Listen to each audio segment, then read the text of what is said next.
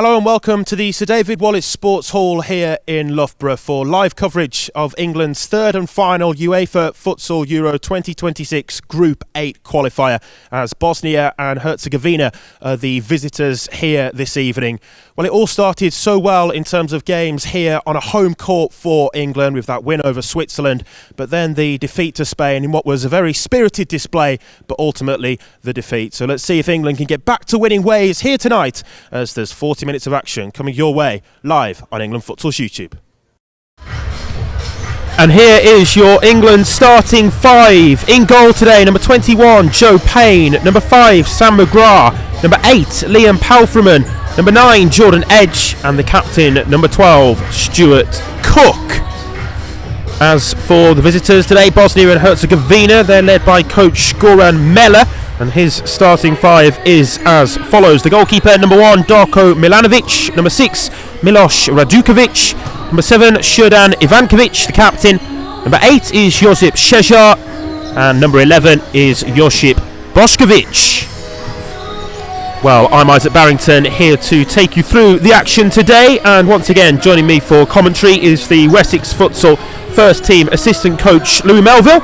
Louis, great to see you again. How do you rate England's chances of getting a favourable result here tonight? Well, firstly, good evening, Isaac. Good evening, everyone. You hit me straight away with that question, Isaac. So we have been having a chat about this, and I've been speaking to various people as they've been arriving from about 5 o'clock to try and really get a take on this game but also to try and give it some context. So obviously England came off the back of the defeat against Spain late last week, and I think one of my questions would be what has their recovery been like, because that was a pretty intense game, and we saw that England competed for 35 minutes, were really excellent in terms of their organisation and structure, and then suddenly the last 3 or 4 minutes it kind of got away from them, and the result probably didn't reflect the overall performance. So trying to take all those factors into account, I think this game is pretty binary for England. They have to win, and they have to at least match Bosnia's result from the game they played on match day 1.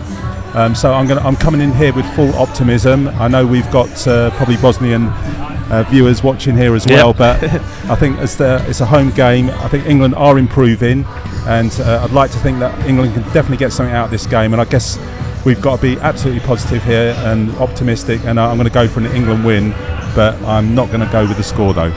Yeah, well, we'll have to see how it plays out. Like you say, it's imperative for England, if they are to stand any chance of finishing as one of the best 8 placed runners-up from the 10 qualifying groups, to win tonight, and as you say, also at least match that 5-1 win that Bosnia recorded in the reverse fixture earlier this season. You can see the league standings there. Spain far and away at the top of the group table with 4 wins from their 4 games played so far. They'll face Switzerland tonight as well in the other game in Group 8, but you can see the standings in the middle of the table is where the attention is tonight, with Bosnia having won 3 of their first 4. England with just that 1 win, which came here though against Switzerland, so they'll be looking to run back to those sorts of performance levels and look for a similar sort of result tonight if possible. Yeah, I think Bosnia, they know that a draw here will see them through to the next round and England's hopes of making the runners-up position. But it also needs to be added that only 8 of the 10 runners-up qualify, so there is a mini league table which England are off it at the moment, but it's only the top 8 runners-up teams out of the 10 groups that will qualify for the actual playoffs. So there's still a lot of work for England to do, even if they were to win tonight and to get the 5-goal plus advantage they need. And the goal difference between the teams at the moment, which you couldn't see on screen, Bosnia are plus 17 and England are minus 13, so there's quite a huge differential there to make up in going into the last match days. Now Bosnia obviously have Spain to play, and England have got to play Switzerland away as well, so but England have got to first and foremost get the 3 points in the bag. And looking at this game, I think we've really got to decide where we are at half time. Are we in the game? And I'd really hope that England would be, and that hopefully Bosnia come in a half prepared mode, thinking a point's enough for them, and maybe play for that. But let's make no mistake, this Bosnian team are a very, very good team, very well organised. They've got some pretty powerful players, and they're certainly going to test England out today. Yeah, well, you mentioned it's important for England to still be in the game at half-time. While England have conceded 19 goals across the 4 group games played so far. 12 of those have come in the second half. So has been a case of more of the conceded goals coming in the second period, and the game still being tight though at half-time. We saw in the Spain game, didn't we, just last Friday, that 7-0 loss perhaps not really reflect the overall performance. The scoreline didn't necessarily tell the whole story, with I think 4 of those 7 goals coming late on in the game and from set pieces as well. The Spanish quality just took the game away from England, but like you say, important for England to still be in the game at half-time, as they have been in many of the games so far, but then to push on from there and really keep that same level of quality in the second period as well. That'll be the plan. Yeah, and I think as coaches we often talk about moments in the game, and there was a big moment in that game on Friday where it was 3-0 and England had a free kick in a very, very good position. You know, Jordan Matthews, who I know very well from Wessex, he came on and England just couldn't convert that chance, and maybe at 3-1 that just puts a slightly different complexion on the game, and England can afford to be a little bit braver going forward. But I think tonight this is, as I said, this is very much a binary option for England. They have to win, and they have to win by at least or certainly match that score differential from the first game. So the options for John Tapiat-Owens are pretty clear, that they need goals. You cannot win the game in the first 4 or 5 minutes, but we certainly don't need to be 2 or 3 goals down early on. So England need to open up with the sort of probably slightly cautious approach, maybe not to concede, but also what's going to be really key tonight is the chances they get. They have to take them. There's no doubt about that we've got to create some good quality chances and finish. Yeah, it's going to be important at both ends of the court for England this evening, you feel. Now, we haven't yet brought you the substitutions for England, but I can tell you there's no Johnny Sim involved in the squad today for Juan Tapia-Owens' side. Keeper of such quality, he's been a real standout performer in a number of the group games up until this point, but he's not here today, so presents the opportunity to Joe Payne, who comes into the squad alongside the fellow England goalkeeper Jack Walsh. But we feel that Sim might be a big miss for England in those crucial moments, because he has really been a standout performer so far. Yeah, well, unfortunately I've got first-hand experience of Joe Payne stopping Wessex in that NFS game, and he and obviously the rest of the team shut us out that day, and he's a very, very good goalkeeper, and you know, he's a great guy off the court as well. He's always prepared to have a conversation about futsal and goalkeeping, and I think he's just happy that someone wants to talk to him about futsal goalkeeping. But you know, let's make no mistake, we've got a very good keeper in Joe Payne this evening. Yeah, you can see the England players going through their pre-match warm-ups there, just as Payne steps into net to face some of these shots in the warm-up. But I wanted to ask you, in terms of the overall messages from Juan Tapia-Owens, the England boss, and just touch on the job that he's done as well. Of course, it wasn't easy coming into the role after such a long time away from having a men's national team in the sport. Just what do you think firstly the messages that he'll be passing on to his squad today will be, and secondly the role and the job that he's done up until this point as well with the team? Well, I think one of the things that John Tapia-Owens, especially around the Spain game, was about having respect from the opposition when they came off, and I think they certainly got that, and they caused Spain problems in terms of them having to break them down, gave them lots of confidence, I think, in terms of they matched, or certainly were able to, a good 30-35 minutes to match the Spanish team. But it's that last 5 minutes that England need to put together, those fitness levels. But I think he's going to be very positive again, to go out there. This is a big opportunity, our last home game in this competition. Hopefully we can find a way to extend our run in the competition. But maybe for some of these players, you look at Stuart Cook, who last night was in the Baller League draft. Players like that. And clearly we're also missing a couple of key players. Richard Ward, who's just walked past me, I had a chat with him. He's definitely moving a bit more freely now, but that experience, we're missing that tonight. But I think overall John Tapia's message will be to go out and be positive. Don't leave anything out there. Just make sure that you do your job and back your teammate up and just be positive. Back to tonight then, and in terms of the opposition that England will face, Bosnia I'm sure will prove to be a tough test. Might it prove to be a good marker as to how far England have come since that opening game? Because let's not forget, when England faced Bosnia back in December now, this was the first time that the England men's national team had played for such a number of years. So might be an opportunity here to show the progression that Juan Tapia-Owens and the fellow coaching staff and the players themselves have been able to make in terms of the progression since that point to now. Yeah, I think that's fair, Isaac. Again, looking back at John Tapia-Owens' comments after that game, I think he said they were disappointed in the result, not necessarily some of the performances, but overall they probably could have done a bit more. But it's understandable when you're coming back after such a long time away from the international programme and how the game's progressed to expect your team to either get a point or even win a game. So I think now that we're pretty much 5/6 of the way through this programme, that he'll want to see where is this progress. The Bosnians have made 4 changes from their last appearance against England, and this is a great opportunity. He's had this squad pretty much together. They've been together through this campaign. It's not as though there's any surprises here for John Tapia-Owens. He knows what these players can do, and it's just finding that right combination to overcome the Bosnian team. So I think it's fair. We have to do better than the 5-1, and I think tonight it's realistic for England to target trying to get a win out of this game to sort of prove that they can do it against a very, very good, well-drilled Bosnian team, and they are certainly going to cause England problems tonight. Yeah, we're expecting it to be that way. We're expecting Bosnia to, although the favourites coming into the game on paper, but like we say, it's an opportunity for England to really put their front foot forwards as well and try to control the game more. We saw that in comparison from the Spain home game here to the game away in Spain. England had a lot more of the ball, created a lot more opportunities as well in front of goal to score. Might not have taken them on the day, but they were creating the chances, and they'll look to do the same tonight to really play that front foot, forward thinking futsal, isn't it? Yeah, and I think one of the keys for England tonight is going to be the out of possession. And I think there were times in the home game here where England got really stretched, where there was a big disconnect between the pivot and then where the cover was. And I think they can't allow that to happen tonight. If they want to have success and put Bosnia on the back foot, they're going to have to solve that problem, and they're just going to have to be a bit braver and better in their individual 1v1s out of possession. Well, our referees tonight, worth mentioning for you, referees who are here from Lithuania, Dominykas Norkas and Mantas Pomecic will take charge of this game. The third official is Mantas Kaprasovas, and the timekeeper from England, Harvey Newstead. 3 experienced Lithuanian officials here, Louis, to take charge of the big occasion tonight.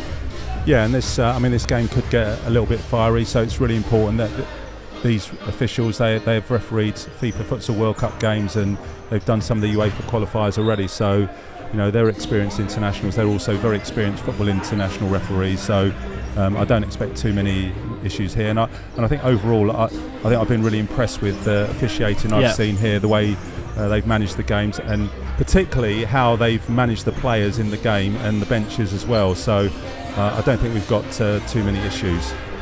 Yeah, good to see a fair few of our English National Futsal Series and Tier 3 National Futsal League referees here today to maybe pick up some tips from the leading officials across Europe as well. It's good to see them in attendance, and we're expecting a strong crowd here again tonight with plenty of the home support here, around 650 we're led to believe will be here in attendance at what's becoming the home of English futsal now, here at the Sir David Wallace Sports Hall in Loughborough. It's a great venue, isn't it, particularly when it's dressed out like this with the flags over on the far side too. It just really looks the part, doesn't it, as it has done for the 2 home games already. Yeah, we came here a few weeks ago and we played Loughborough in the NFS and got a creditable 3-3 draw, might I add. And the way the arena was dressed was totally different. All the black curtains weren't there, the seats were pushed back, and it's a very different feeling. Even when I walked into the arena this afternoon at 2:30 and it's just some cleaning up operations were going on, it's a very different feeling, and you feel like you are an international and you are attending a very special event. Yeah, you touched on the National Futsal Series there, and of course with your involvement with Wessex. How do you feel the league is shaping up this season from a Wessex point of view, but also looking at it from an outsider's point of view in terms of that league? Because it looks like it's very competitive around those playoff spots and very much still all to play for in the business end of the season in the domestic league. Yeah, well, I think, as you said, it is much more competitive this season. I think I might have alluded to in the last game, and I think what's happened is the talent distribution has really helped. And I'm just going to break off here because I think we've got a special presentation coming up. Yeah, it looks as though there's a presentation here. I think we're going to see the caps here presented to Russell Goldstein and Stuart Cook pre-match just after the warm-up has been concluded. So Russell Goldstein comes forward first. He's a man with 57 caps. This will be his 58th appearance for the England futsal side tonight. And Stuart Cook with the most England caps in the current squad, the captain, very much the on-court leader of this England side. His 88th cap tonight. Mike Skabala, the former England futsal manager, now very much involved with his football managerial career, there to make the presentation as well. Well, we've got all three previous England managers out on the court: Graham Dell, Pete Sturgis, and, as you said, Mike Skubala. And just a word for these two long servants of the game, Russell Goldstein and Stuart Cook, deservedly getting their silver 50-plus caps. And it's great to see that they get those caps in front of friends and family in this decent crowd. Yeah, it's a nice touch here, pre-match, for the two most experienced players in the England squad. And still going strong, aren't they? Russ Goldstein has scored twice in the qualifying campaign so far, 2 penalties when called upon. And Cook, very much one of the standout performers for England, and like I say, such a leader on court, isn't he, with his coaching ability as well. Coach for Bolton in the NFS, and really mixing that with the playing ability on court too.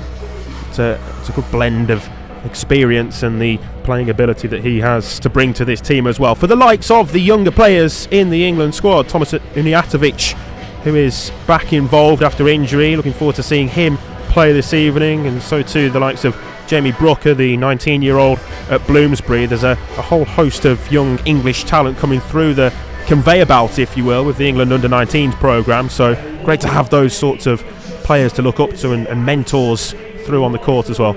Yeah, and certainly players like Jamie Brooker, who the younger players beneath them in the current the under-17s, 18s and 19s in that next squad, who, they can see players like that, suddenly they're establishing themselves in the England team very, very quickly. And I think that's really encouraging for young players thinking, do I get involved in futsal? And this is what can happen really quickly. It was great to see, I think Jamie Brooker's mother put a social media post out about saying how proud she was of him. But it's great, I think, for the whole game that we see players like that coming through. Yeah, Jamie Brooker, just 19 years of age, will earn himself his 4th England cap this evening.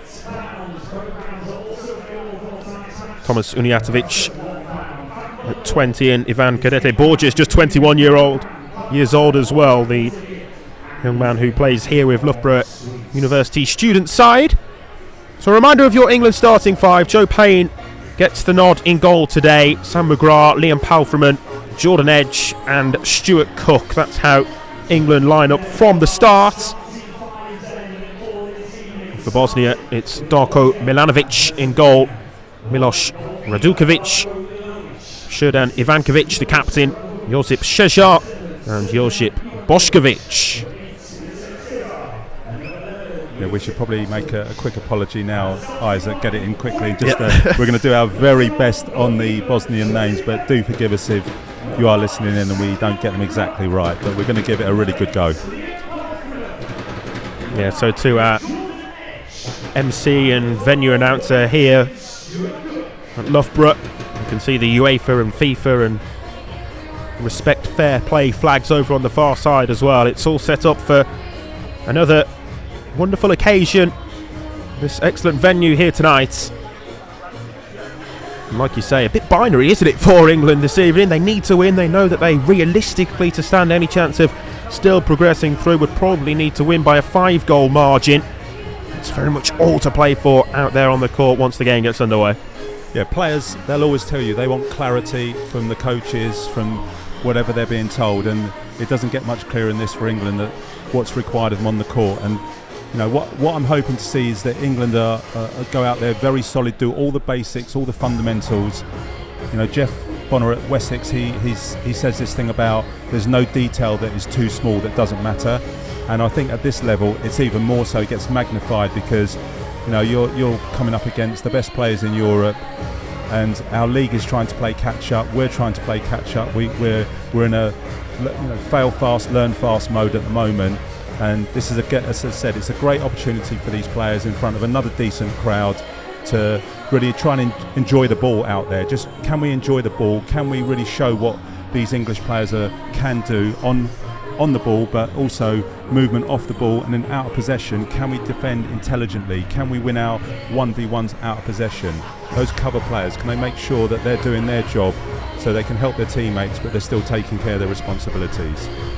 Yeah, you mentioned the importance of the out of possession play, and found it interesting when I spoke to Jake Barnes just after the full-time buzzer from the Spain game, and he was very much straight away focusing on those small 1% improvements out of possession where they can earn those 1% to improve on the quality and level of play in the game. And he was just saying that they need to sometimes just get back to basics in terms of the defending, overcomplicating things, need to follow their player, follow their reference, man for man defending like that. And we saw, I alluded to earlier, the 3 concessions from set pieces late on in the Spain game, so that might also be another avenue that Boss Juan Tapia-Owen's defending, in terms of defending those set pieces, might have looked at in the week, in the build up to this game.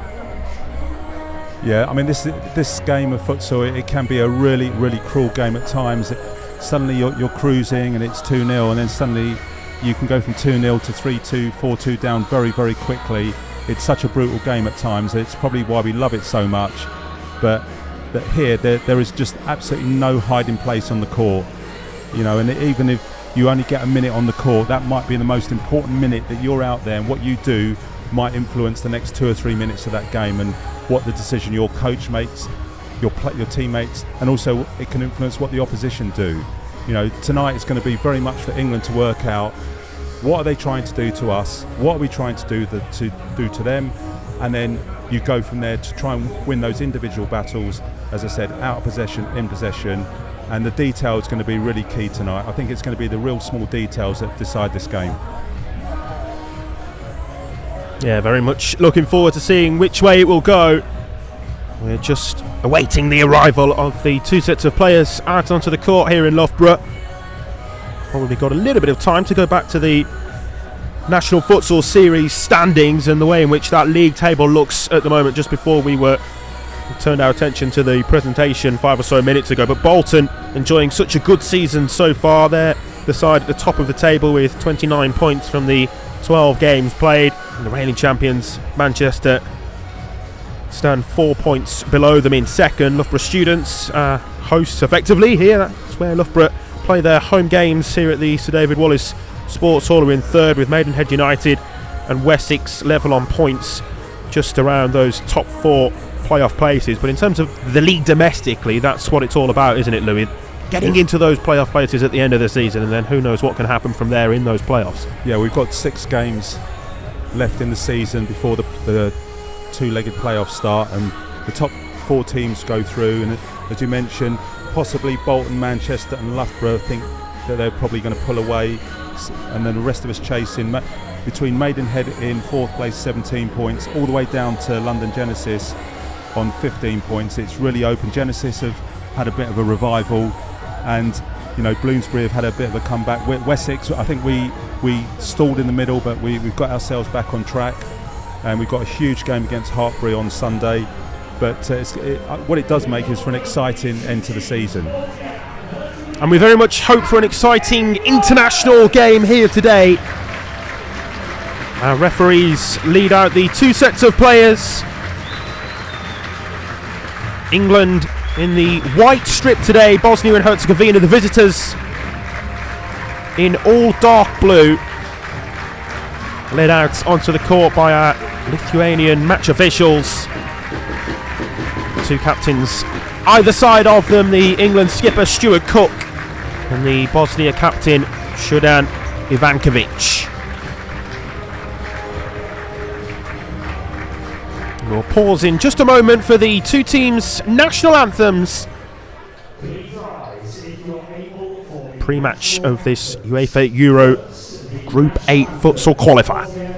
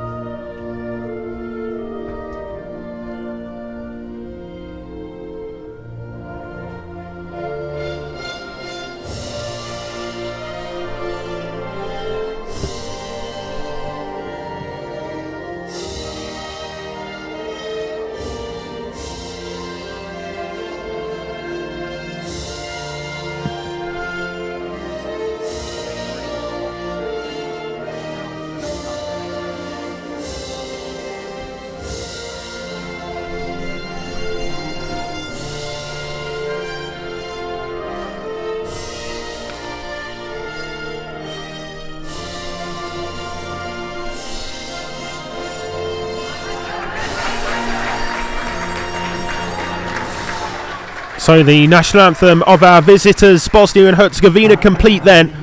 And now time for the national anthem of England.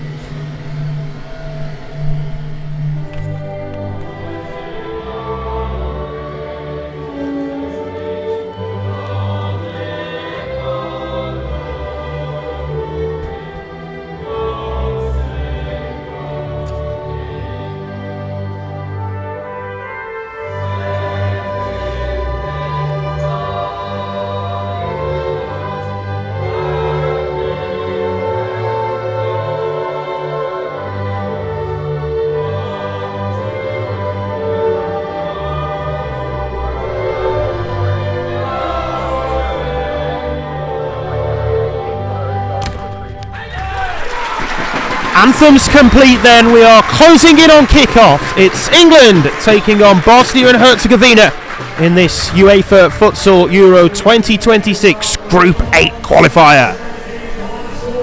Yes, so John Tapia-Owens in a moment is going to get a chance to get the final words out there.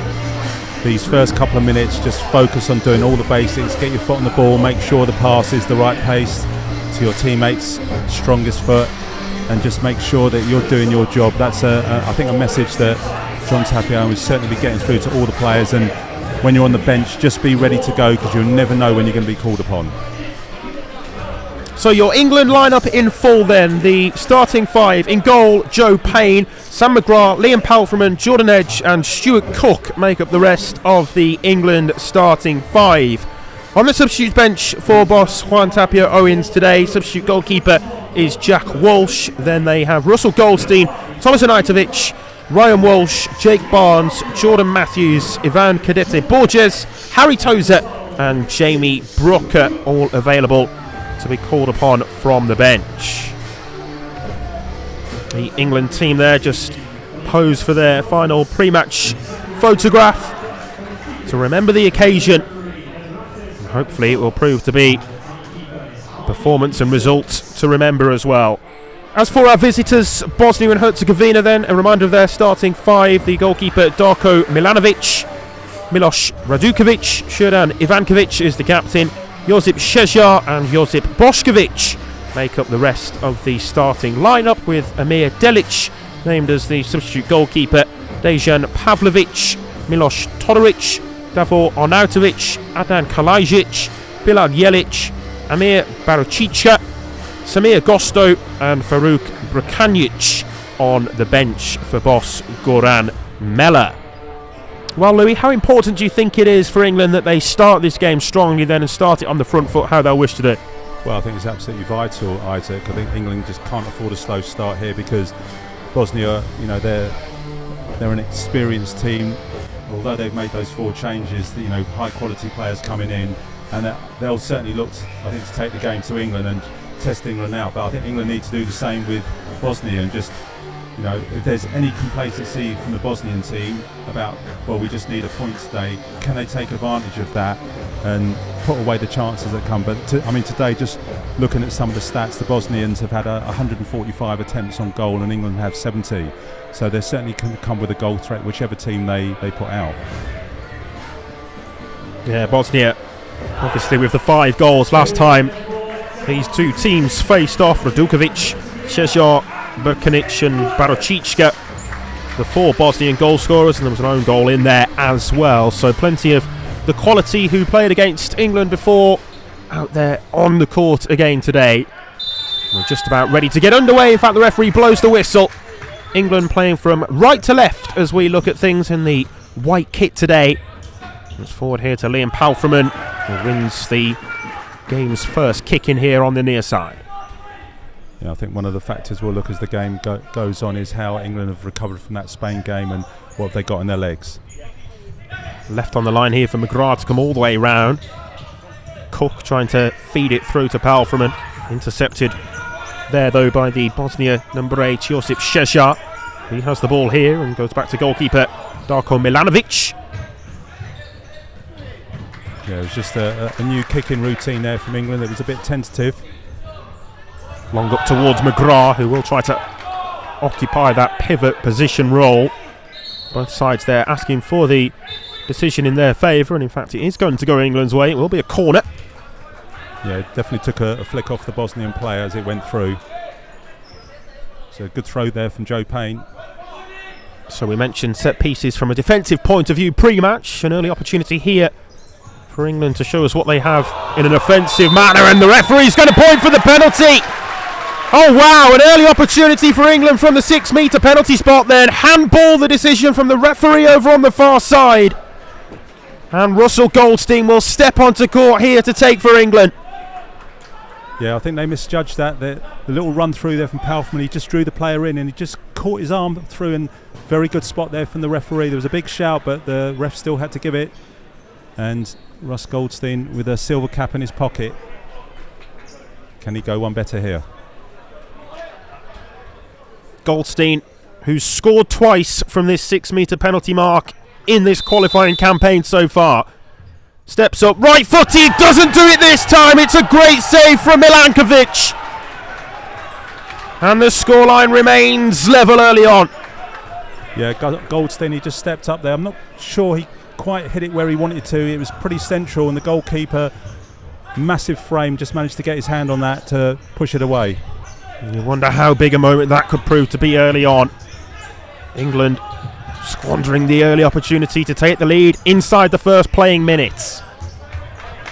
Yeah, we spoke about this in the pre-match, Isaac, about England when those chances come along, they have to take them, and that was a huge opportunity after, I think it was only 38 seconds on the clock. Well, a let-off then for the visitors, but a fine save from goalkeeper Darko Milanovic, who guessed the right way and had the quality to make the save as well. Back it goes to Milanovic just inside the attacking half, so permitted to have the ball in possession like that. Payne might sense the opportunity to shoot with his opposite goalkeeper out of net, but declined that chance in the end. Yeah, I think Milanovic was retreating there, but just looking at Milanovic now, he's a big old unit there in terms of his width, and he just held his frame there and got his arm round to swat that one away on the penalty. Now a test for England on this corner. Can they be organised to deal with this? Yeah, a little bit of an error from the defensive third for England and conceding this corner opportunity. It's taken right into the near post area, and in fact into the side netting at it. Yeah, it was interesting there. Sam McGrath, he was, as soon as Joe Payne had that in his hand, Sam McGrath was on the move, and they were trying to play very vertically. Bosnia here on the attack, and it's first effort goal bound, but not on target there from Josip Šežar. High over Joe Payne's crossbar. Yeah, that's going to be an interesting matchup, the 2-8, Šežar and Palfreman.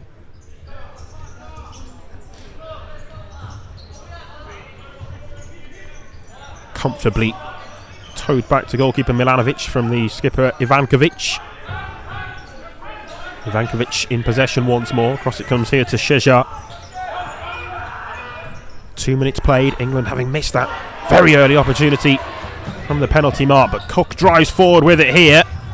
Just forced wide, assessing his options, tried to look up and pick out somebody centrally.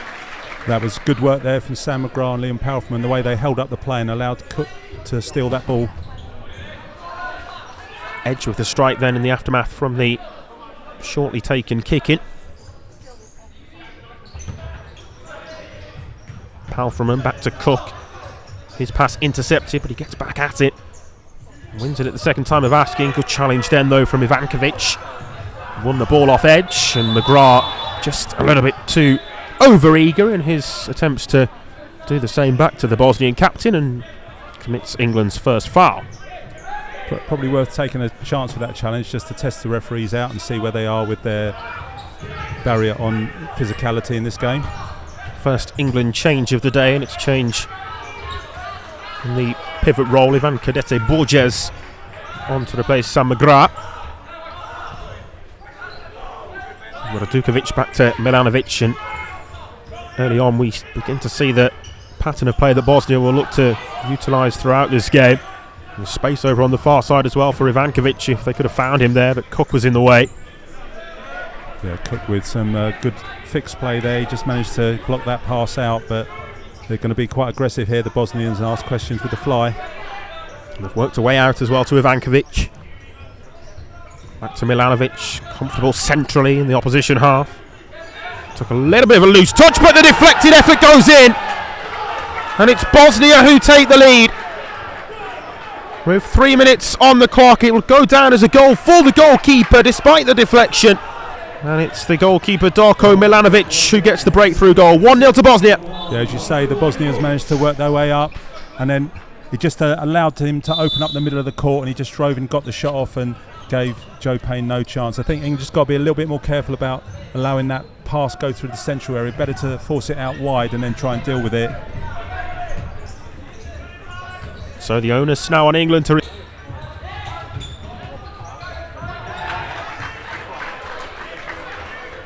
Yeah, that's something England will look back on, but the moment with just barely 4 minutes gone, that's quite a big momentum swing there, going from the penalty to conceding a goal like that.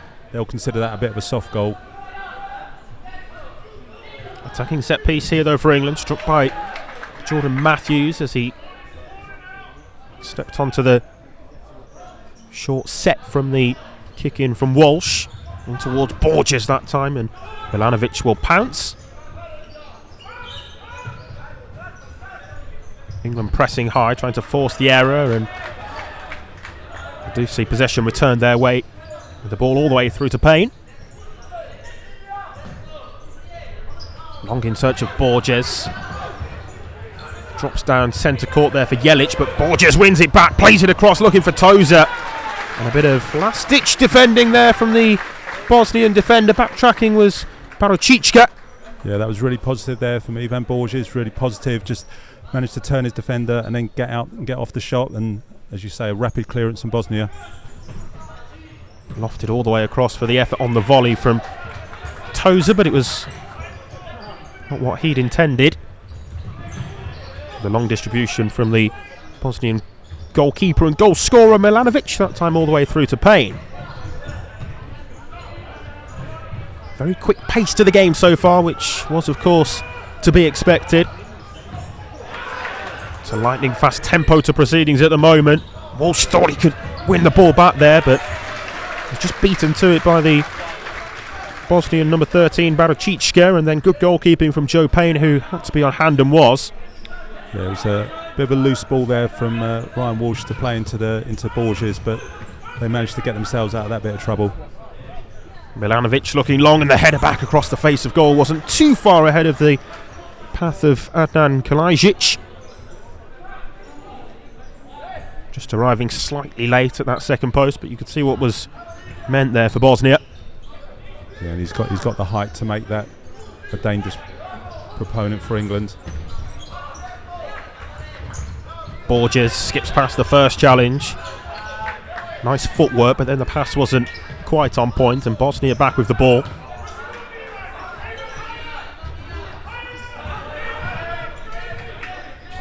Milanovic brings it forward.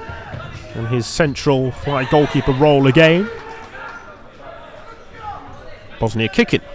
Yeah, that looks like that's something they're going to try and do as much as possible to get the goalkeeper involved, which obviously pushes England back and then allows Bosnia to set up the positional play. Jelic back to Milanovic. And here's Arnautovic now, and it's a good save from Payne, who had to react quickly to that one.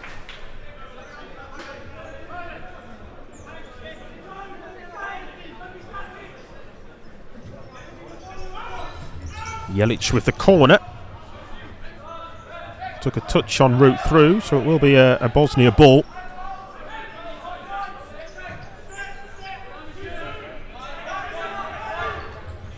Milanovic stepping into the attacking half again. McGrath thought he might have been able to get there, but couldn't to begin with, and couldn't at the second time of asking either, and it's an important block there on the deflected shot from Jamie Brooker to deny Bilal Jelic.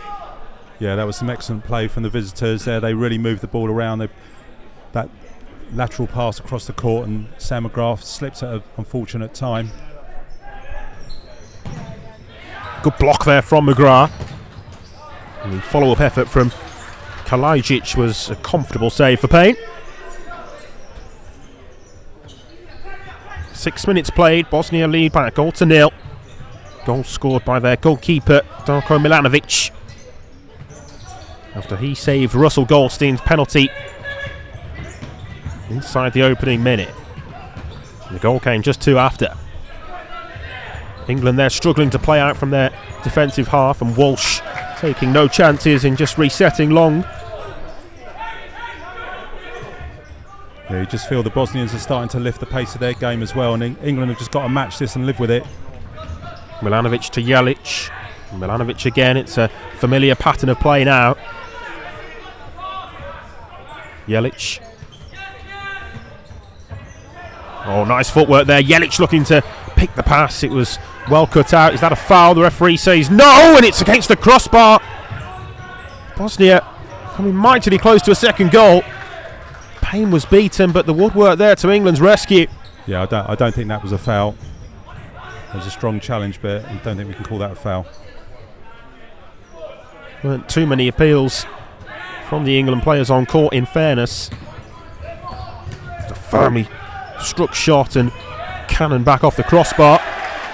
First error in possession really there for Darko Milanovic. Yeah, gives the opportunity for both teams to make a flurry of substitutions. Yeah, they're really, with using the fly keeper there, they're just trying to draw the pivot out so they can play that lateral pass then to move England across the court, and then that's where it starts to unravel.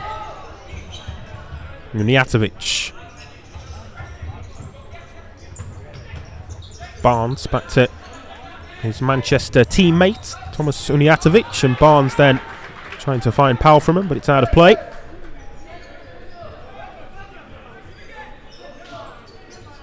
I think England just need to weather this storm a little bit and just make sure their out of possession duties are carried out to the T and not allow the Bosnians to get a second.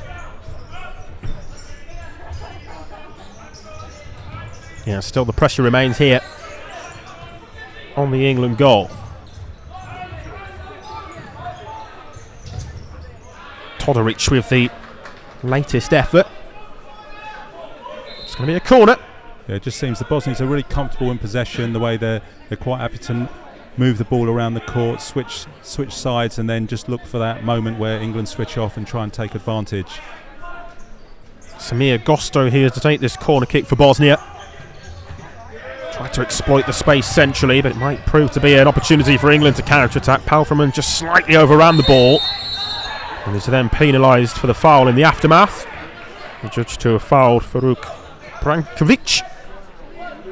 Yeah, as you said, I think it was just a slightly heavy touch there to get past the first defender, but the covering defender was close enough to cause a problem. Then I think Liam Palfreman was just trying to recover that position and gave away the foul. Neatly done, nice interchange play again there for Bosnia, but it out in front of the England bench now for an England kicking. England just got to be a bit careful. Arnautovic there, he got into a 2 versus 1 against him, and England just got to make sure that we don't put ourselves in that position too often. Payne trying to find Edge with the 4-0 rotation starting that passage of play. Trying to unlock the space in behind, but the pass was too far ahead of Edge. Gosto goes down the line on the 1v1, takes it all the way to the byline, and then runs out of court. Just ran out of room there as he ran the ball out of play. Yeah, full credit there to Jordan Edge. He kept him honest, just didn't allow him to. He wanted to come inside, but he kept the angle right, so he couldn't do that. And eventually, as you say, ran it out of play. Barnes back to Edge. And Palfreman. Edge trying to unlock the space in behind again. Here's Anajtovic. Palfreman. Couldn't that time find Thomas Anajtovic, who'd found himself a little pocket of space as well. The opportunity at the other end, but the shot's well held on to by Payne to deny Ivankovic. I mean, that was an excellent pass by Jordan Edge into Anajtovic, but the problem was then the back three of England, they were so far away from Anajtovic that by the time they got up there, the recovery had fully taken place from the Bosnians and it petered out. It's just if we're going to play that pass vertically, the support has to come a lot quicker. We're nearly at the midway point of this first half. Payne firing that one into the path of Edge, and it's held on to by Milanovic, and not only held on to, but he's looking to kickstart this Bosnian counter-attack as well. They'll set up more regularly in the fly goalkeeper system here, and in fact Milanovic will retreat. Yeah, it's interesting how they're using that tactic. It's almost to kickstart the positional play. Shot on the turn there on the spin from Berkanic. It's another corner for Bosnia. But what that does mean for England is they have to recover really quickly and become quite defensive in their approach. And from that set piece, an excellent save from Payne. And it's applauded from the England supporters. Great save there from Joe Payne. Ivankovic it was with the effort, and at the second corner it's in that time though from Milos Todoric, and Bosnia double their lead. Great save from Payne to begin with, but he couldn't keep the second effort out, and Milos Todoric makes it two. Yeah, I guess it's a bog standard corner. How many times do we see this in futsal? And it's still very, very successful. Just caught it sweet, just sneaks inside the post and double their lead.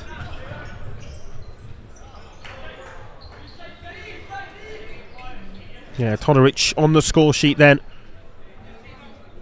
Right at the end of that first quarter. 10 minutes on the clock, and Bosnia with this 2-goal advantage intact, and it's a case of what could have been for England had that penalty been scored early on. Referee there just wants a word with Cook as well for the latest foul which has been given. Yeah, we're just starting to creep up there on the foul count. 9:41 to go, 3 fouls.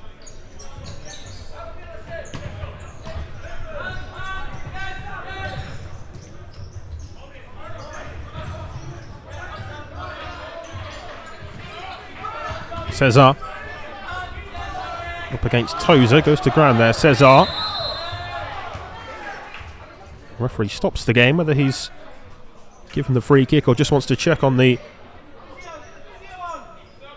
well-being of Josip Cesar. We'll soon find out. It has been added as a free kick, so it looks as though it's 4 fouls now in this first half for England, and certainly something which they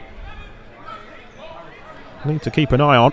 I mean, it looked a bit of an innocuous challenge. I'm not saying he didn't catch him, but it's another foul now, and England just have to be a bit wary here. Bosnia again working the chance to shoot, and Payne was on the back foot but managed to turn it past the post. Yeah, I think he was expecting that to come to him a lot quicker, and he was starting to go backwards, and he didn't quite make the contact. And a volleyed effort from the corner, that time from Shodan Ivankovic, not caught sweetly.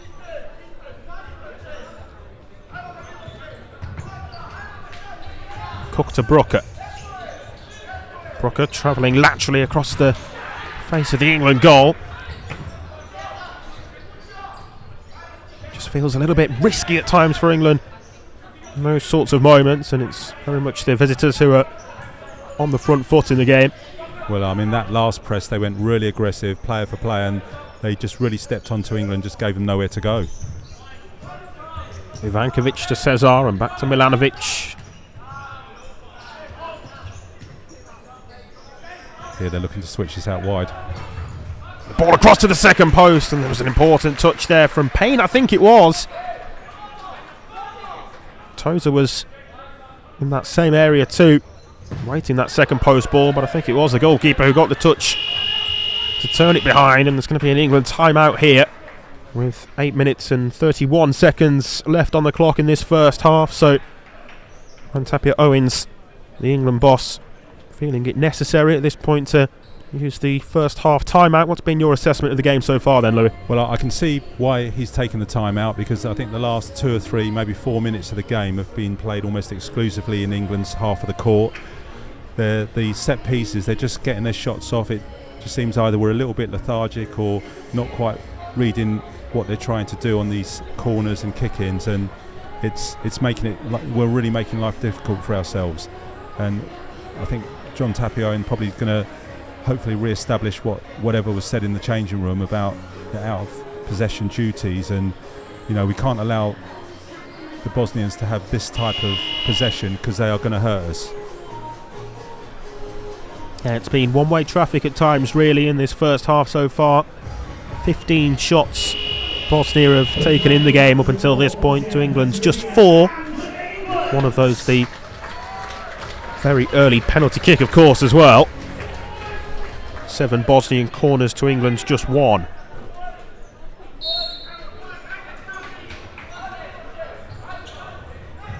Goldstein there receiving short. That's better for England in finding McGrath, and Cook was the runner off the ball to the right.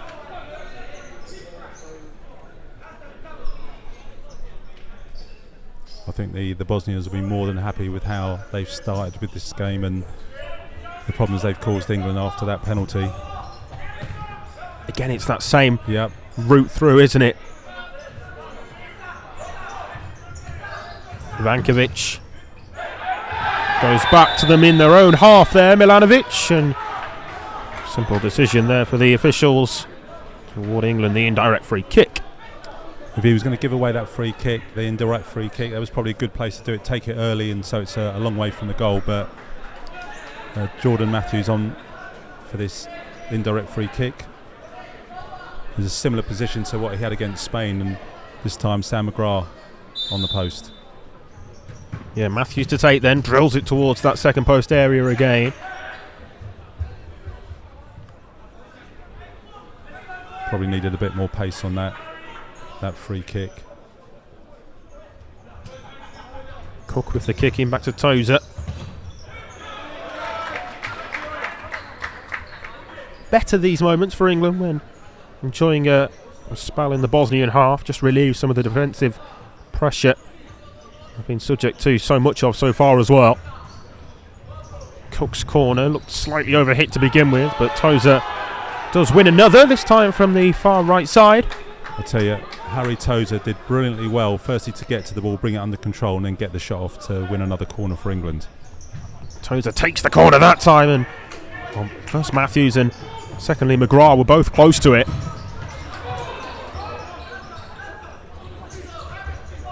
Cook tries to take it down the line, but well defended against by Ivankovic again. He's been heavily involved from a Bosnian point of view so far. Cesar, well challenged by Cook, and somewhat unfortunately for the England captain there, it just trickled out of play because he would have been away had it stayed on court.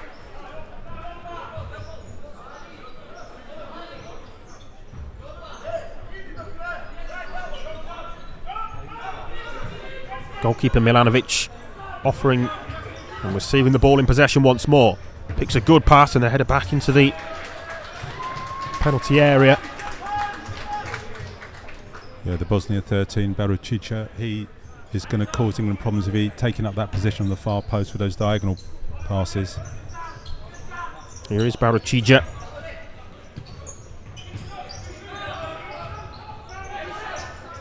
Now Arnautovic to Baručića again. Payne looking to engage, and the space was left there for Jelic, but he turns it wide. Yeah, I think there was a bit of a disconnect there. I think Stuart Cook thought they'll be covered behind him and had to come a long way to deal with that one. Anajtovic finding McGrath, but he couldn't make it stick.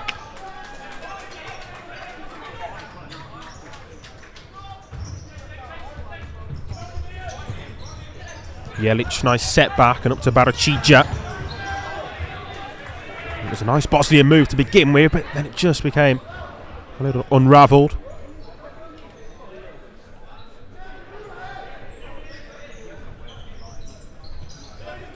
England switched to 4-0 with this 4.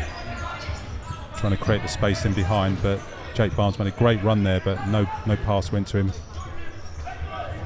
Palfreman into Barnes now when he probably didn't most want the ball. Like you say, he made a great run in behind prior to that.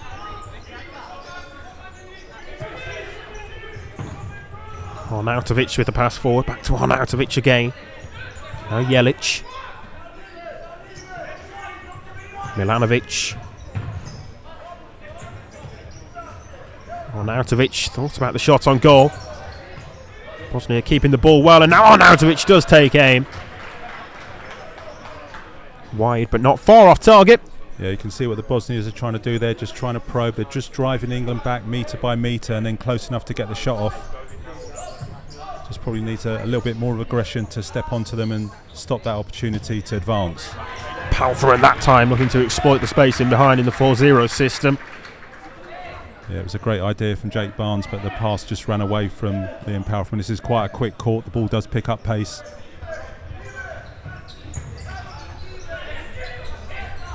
Baracija.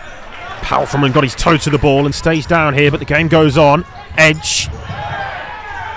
Palfreman still down, and the referee's going to stop the game. And I think, in fairness, Bosnia were going to put the ball out themselves there anyhow, with Palfreman still down. Yeah, he just overreached for the ball there. The ball just went across him, and I think he just put all his weight on his left foot and tried to reach for the ball, and then as he fell, I think he just twisted.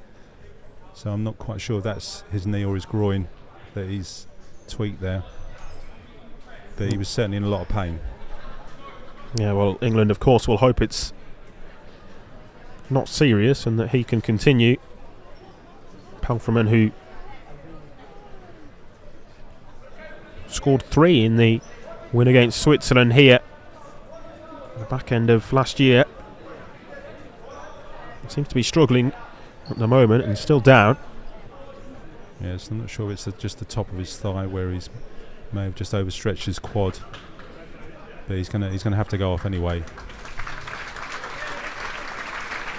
Yeah, moving gingerly as he's helped off the court.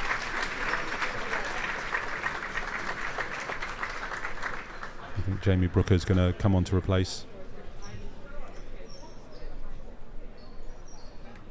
Yeah, so Brooker back on for England, but Palfreman not moving comfortably. Yeah, the drop ball has to hit the floor of the court as it was taken down instead there by Bosnia number 10 Jelic, so formality completed properly this time. And we're back underway.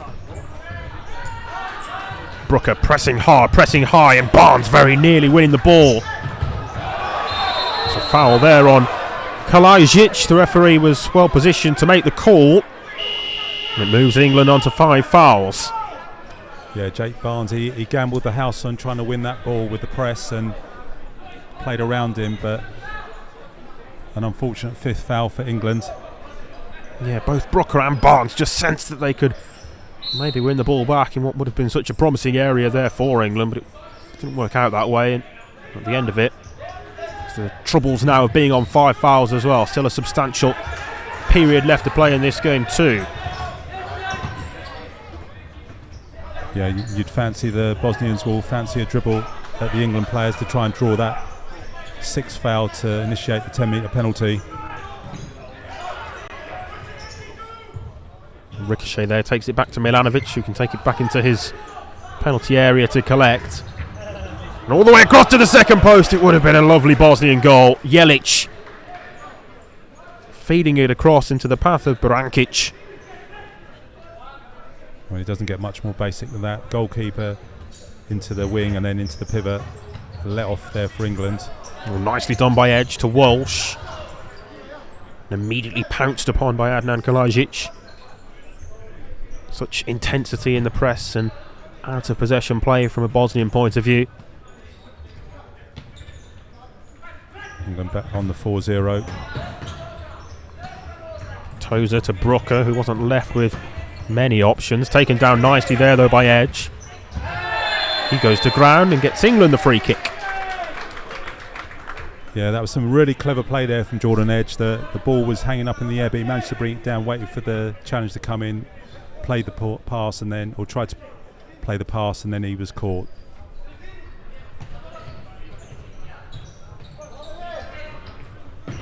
Ryan Walsh finding Tozer, and he finds Borges. The ball just slipped away from his control. Yeah, and now England have tweaked that by bringing on Borges, so they revert to 3-1. Yeah, there's certainly an intention of fluidity between the 4-0 and 3-1 systems from an England point of view in this game. Brooker goes back to Payne. Tozer to Brooker again. Better from England in recent minutes, and particularly since the timeout as well. It does seem to have helped the England cause. Yeah, that was a difficult pass Ryan Walsh was trying there, because the pivot was just straight in front of him, and he's a big guy to get it round. Brooker finds the escape route out to Tozer. Just ran out of ideas perhaps there in the end.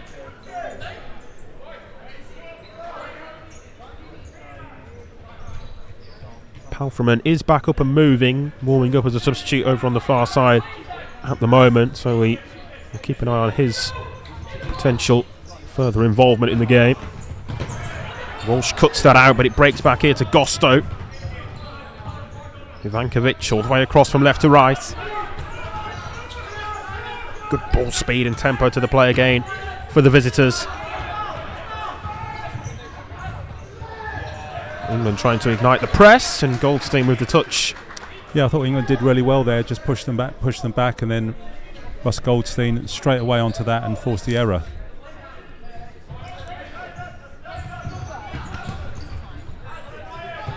Milanovic, well read and well cut out by Walsh. Here's Borges now for England. Equally well blocked, and Walsh trying a long range effort, but it was speculative from that sort of distance against a goalkeeper of Milanovic's quality. But still, better moments for England there, definitely a lot more positive. 3 minutes left to play in this first half. England still on 5 fouls, of course. Need to be careful of that.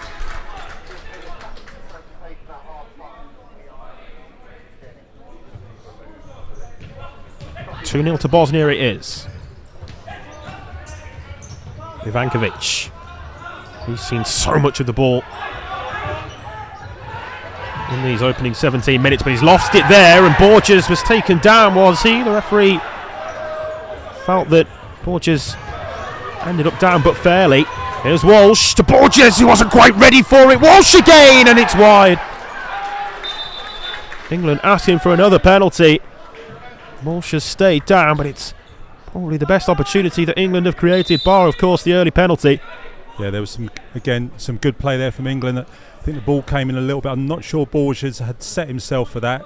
He was just trying to move back, and it really got wrapped into him. I think it hit him sort of shin pad high, and just couldn't quite control it. And then Ryan Walsh sort of followed up, and I think there was a coming together there. And I think this is a chance for the Bosnians to take their time out. Yeah, timeout here called by the Bosnian boss Goran Mela. And you imagine that he will be pleased with what he's seen of his side so far. Oh, they'll be more than pleased, because they know the equation for England has become a lot more difficult in this game now, with the 2-0 lead, and what England need to do, not just to win, but the margin of victory needed to keep them in this live in this competition. But I think we've had a good reaction there from England in that last minute or so, and I think the Bosnian bench will be now a little bit cautious with 2.5 minutes to go. Let's not do anything rash. Let's get in half-time 2-0. And I think for England, this is an opportunity maybe to have a real go at it in the last 2.5 minutes. Got Russ Goldstein returning to the court, Harry Tozer, Borges and Stuart Cook, the England captain.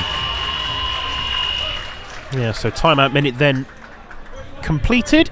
And we'll restart from the Bosnian goalkeeper, short with that goal clearance. Ivankovic cuts inside onto his favoured right foot, maybe thought about the shot, keeps possession. Here's Gosto now, onto his favoured left, and it's just wide. As you say, Ivankovic, he's probably been the best player on the court. His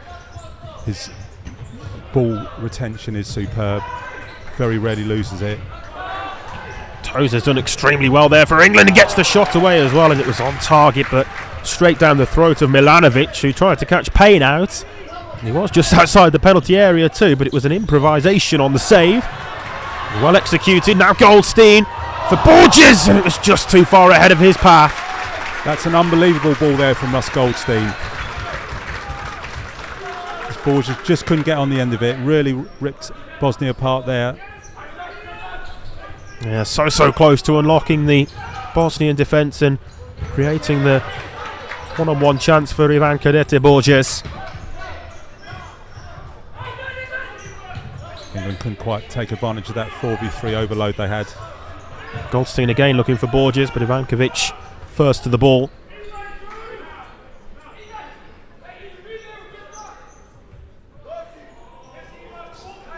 A little bit of cat and mouse there for a moment, but Borges was always going to be bypassed in the end with the 2v1 for Bosnia, and Tozer tried to bring it down. And yeah, you could see what he was trying to do. He was just trying to move the ball to be in front of him, but he just couldn't quite get his body position right to make that happen.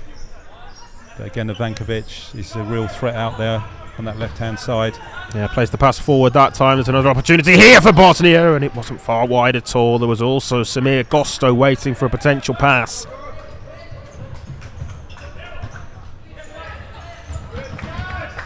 Bosnia finding it far easier than England to create.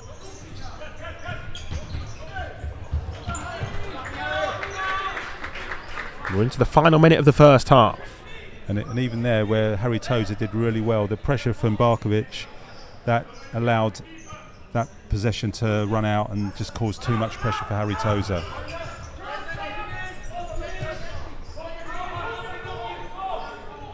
Ivankovic once more, well challenged that time, and he had to get that right too. McGrath, with England being on 5 fouls, but he got to the ball well.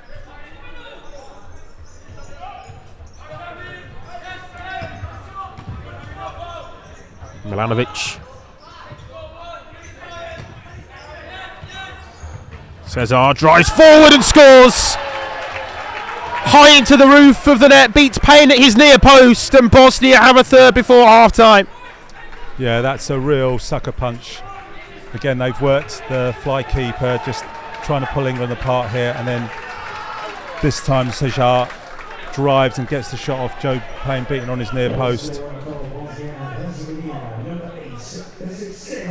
And that definitely puts a different picture on this first half. Yeah, it's a 3-goal lead that Bosnia will feel themselves that they probably deserve on the balance of play. A late opportunity in the half here though for England maybe. McGrath perhaps had more space and time to himself than he first realised. We've got Jordan Matthews coming on for this kick in. Edge leaves it on the line, so too Cook once more. It's that same kick and we saw very early on. Matthews forces a fine save. Really well struck effort. Milanovic with the flying stop.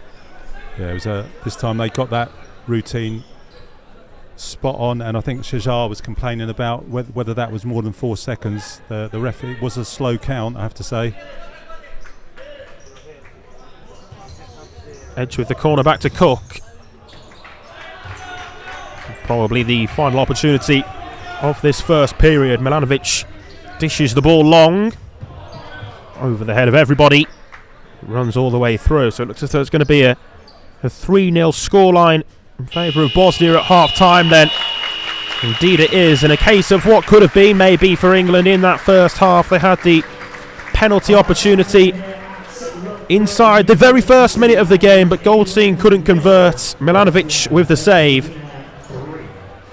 Milanovic then the goal scorer himself, on the mark for Bosnia to get the opening goal. Milos Todoric with the second, and Josip Sejar with the third just before half-time. It's a bit of a sucker punch to England, that one as well, to add the third before the half-time point, but very much work to do for England in the second period. Bosnia well worthy of their advantage at half-time, and that's how we stand at the midway point. Yeah, I think, Isaac, no doubt the Bosnians deserve their lead. I mean, England were gifted a great chance in the first 40 seconds to put Bosnia under the microscope, but that chance went by, and then the Bosnians grew into the game, and they've been pretty much in control, where they've caused England a lot of problems going from wing to wing. The goalkeeper has posed a problem for England, where they're just playing into the middle player, then either playing out wide and playing a pass across the court, which then shifts England across the whole court, and then it starts to unravel, as we said before. But there's a lot of work for England to do here now. I think we have to be realistic, and that any 5-goal victory is gone. It's now about trying to get themselves back into the game to establish some sort of pattern of play, and where they've had a few good spells in this game where they've put them under pressure. We had a few half chances, but nothing I would say that the Bosnians are going to be too concerned about at the moment. Yeah, and that goal just before half-time feels like it might be a big one. The 3-0 margin of lead that Bosnia have going into the break. Sejar with that goal. 4 goals he's scored already this campaign, and he's got his 5th here today as well. So we have a presentation now here at half-time for the legacy caps. We saw the silver caps presented to current England players Stuart Cook and Russell Goldstein pre-match, so we have the legacy cap presentation here at half-time. And again, this is another lovely moment, isn't it, Louis, for these former England players to come up to take their legacy caps, as we say. Yeah, absolutely. These are players that I think we're going back to 2004, 2003-4, right at the start of the journey, and these players here, and one of the players, Steve Torpey, he's now currently the academy manager, director at Brentford FC, so it's great to have a Brentford connection here where I'm currently working for, and it's amazing to see all these players get this recognition, and I'm sure there's a few more players that they're trying to track down. I heard of one today who I know where he is, so I'm going to try and get him in contact with the FA, and so we can get that sorted. Yeah, first up there to collect their legacy cap, Alistair Otto, followed by Danny Griggs, and here now Steve Torpey. Stephen Harrison as well, player with 15 caps for the England men's senior national team side.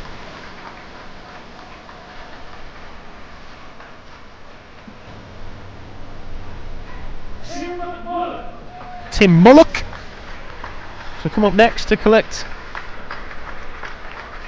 once again the legacy caps being presented.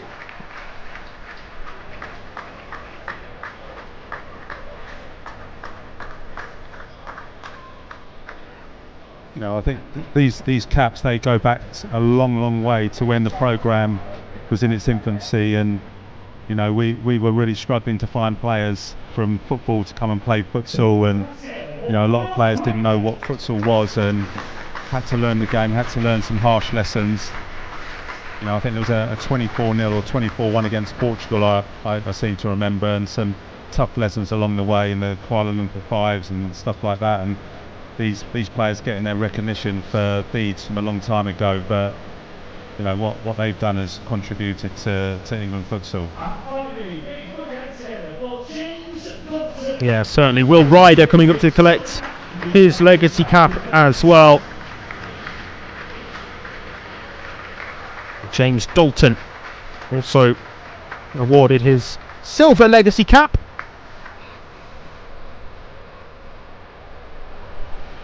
I mean, James Dalton, he played at that game at the Copper Box, the double header against Sweden back in 2014, where I think we had something like 1,400 spectators.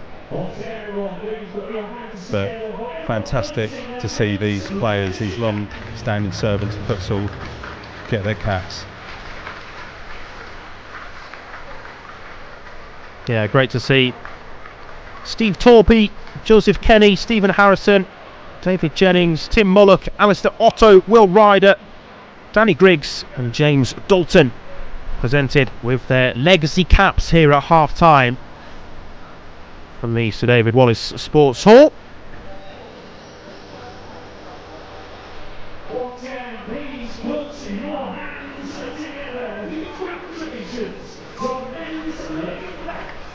So an opportunity then here at half-time, Louis, to mention a couple of other things going on around the whole picture with the England futsal programme, and in particular some coach CPD events that we'd like to mention to point out to the viewers listening at home. Yeah, well, this evening there's a CPD going around. Mark Simmons, who's the current England futsal coach developer and coach mentor, he's been delivering probably something that the Bosnians might have been looking at, the effect of the opposite winger in futsal, and he's had some high-level coaches and some coaches who are brand new to futsal trying to find out more about the game. We've also had the England futsal commissioners. They've been involved in some activity in the classroom and they're now watching the game, and it's great to see. And plus also, if you're interested in finding out more about Coach CPD, if you go onto the current England futsal website, there's about 3 events I think that are coming up which you can sign on to, and all different types of events. I think there's some stuff around the women's game as well, which is really important, and we know we need to support that massively because we've got some fantastic female futsal players in this country. But just pop yourself onto the England futsal website and it will be there under the CPD area. Yeah, great stuff to see the England futsal community coming together in so many ways. Back to the game this evening, and it does look like a mountain to climb now for England here in this second half. Just looking at the stats from that first half, Bosnia with 21 goal attempts to England's 10, 7 Bosnian corners to England's 3, so it kind of tells the story a little bit in terms of the control that Bosnia have been able to stamp down their authority with on this game. England just finding it difficult to weather that Bosnian storm, and I imagine there will be a sense of frustration in the changing room at half-time from an England point of view. Yeah, and I think with England, we've had to work really hard for our chances, really hard, and the Bosnians, they're just a little bit slicker, their technical ability is a little bit higher, I would say.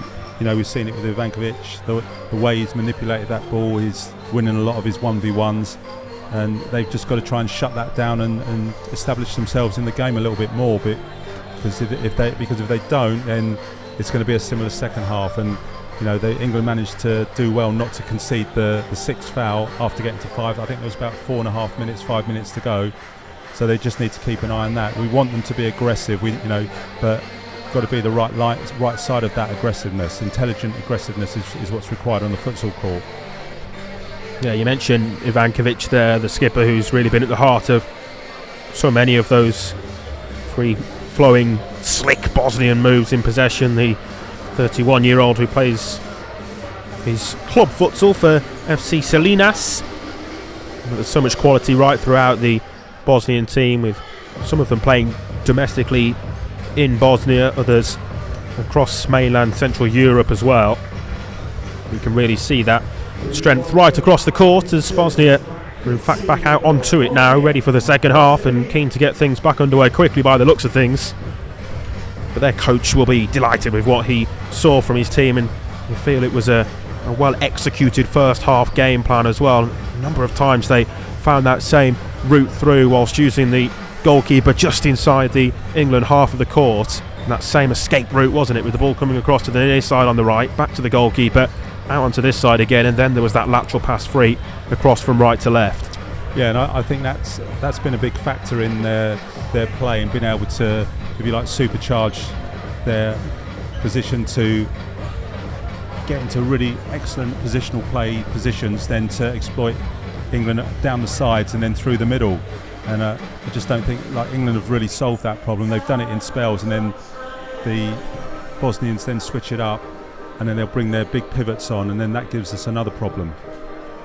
So what do you think England need to do in this second half then? That's the golden question, isn't it, really, I guess? But what do you think England can practically change in terms of how they go about things in this second period to create a few more opportunities and perhaps enjoy some more success? Well, I can see what they're trying to do with the, switching between the 4-0 and 3-1 and give the Bosnians. And I don't know whether changing so much is helping England or not. That's a question that the coaches need to talk about after the game. But I think we just need to be a little bit quick in that transition. At the moment, there was I think Stuart Cook won the ball. One of the Bosnian pivots got isolated. But by the time we'd got 5 metres inside their half, he was back and they were back into a 4v4. So I just think our transitions need to be a little bit quicker.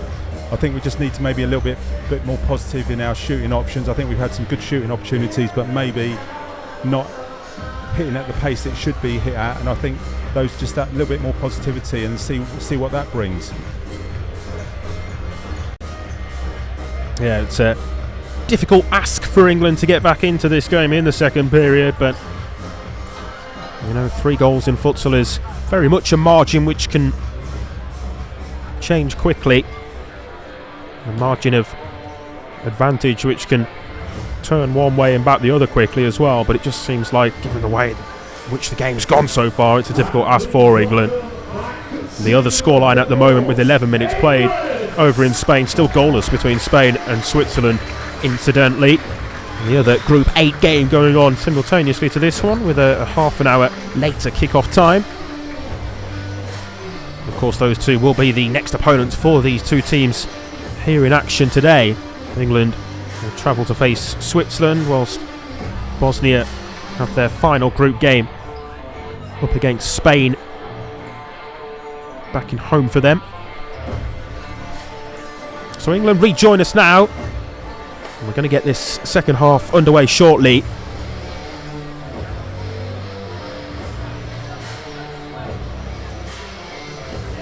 And it looks like Joe Payne's going to continue in goal, I think.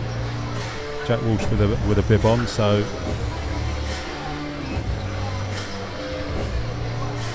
just trying to look at the starting 4. Apart from Joe Payne, we've got Sam McGrath, Jordan Edge, Russell Goldstein, although there's still a few to put bibs on as the rest of the team join us now.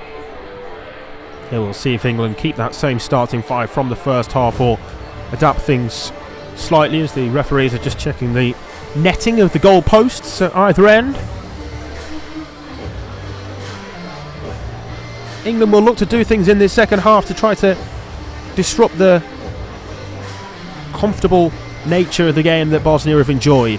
Just feels as though it's been a little bit too much in their favour so far, and a little bit too simple for them to play through England at times.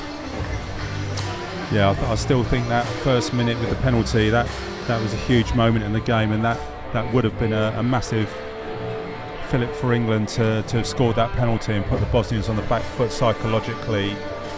But they have recovered from that, and I think one other aspect we've got to look at is their physicality as well. The Bosnians, they're not getting knocked off the ball easily, and we can see Baracica here in front of us here. He's a proper specimen, isn't he? He's a tough player, and a couple of times he's been mismatched with some of the England players, and it's even England's biggest players going to struggle against him physically. So it is a different starting team at the beginning of this second half for England as it was at the start of the game in the first half. Joe Payne still on in goal. And then Ryan Walsh, Jake Barnes, Jordan Edge and Harry Tozer. Yeah, this starting four was more at the youthful end of our spectrum in terms of the England players. And are they going to go and really try and press this hard? Oh, immediately from the restart there was the chance for Tozer to intercept, and it was a riskily played pass in search of Milanovic. Yeah, Yeah, he just about got away with that one. He just about got the pace right. That would have been a great start, 2 or 3 seconds, and then get a goal back. Yeah, England, they're just trying to catch Bosnia cold at the start of the second period. Milanovic, once again, with the ball at his feet.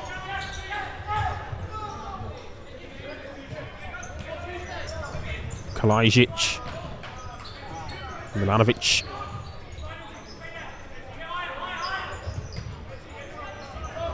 And just got to be very patient here, don't overcommit. Barachicka just found space centrally. And I think that's where Barachicka, he picked up the ball there, loads of space, he had time to turn, but fortunately he got away with that one. Yeah, it did feel like a little bit of a let-off. Walsh there thought about shooting with the goalkeeper out of his regular position momentarily. Has the ball back at his feet now, Milanovic, and finds Barachicka once more. Barnes keeps it in play. Tries to take it down the line, but Barachicka with a good recovery defensively. Barachicka. He's just got so much space to play in there. When the ball gets played in, there's literally no one within 1.5 meters of him. So too Milanovic when he has the ball as well. Here's Arnautovic now.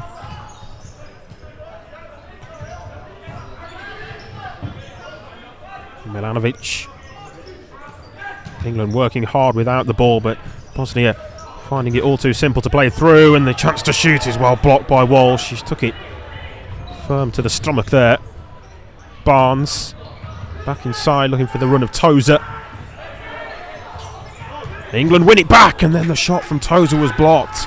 Arnautovic in the way of it. That was a strong chance there for England.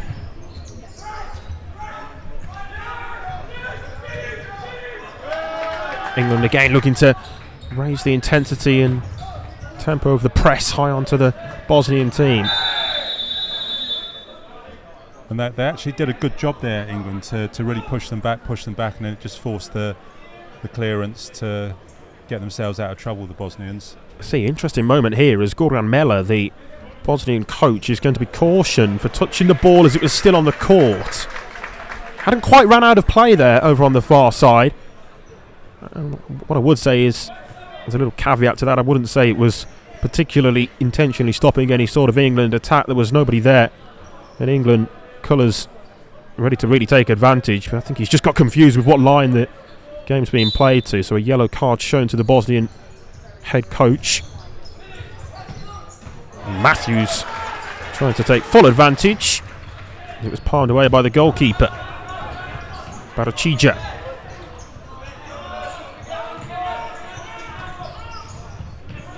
Barachicka again.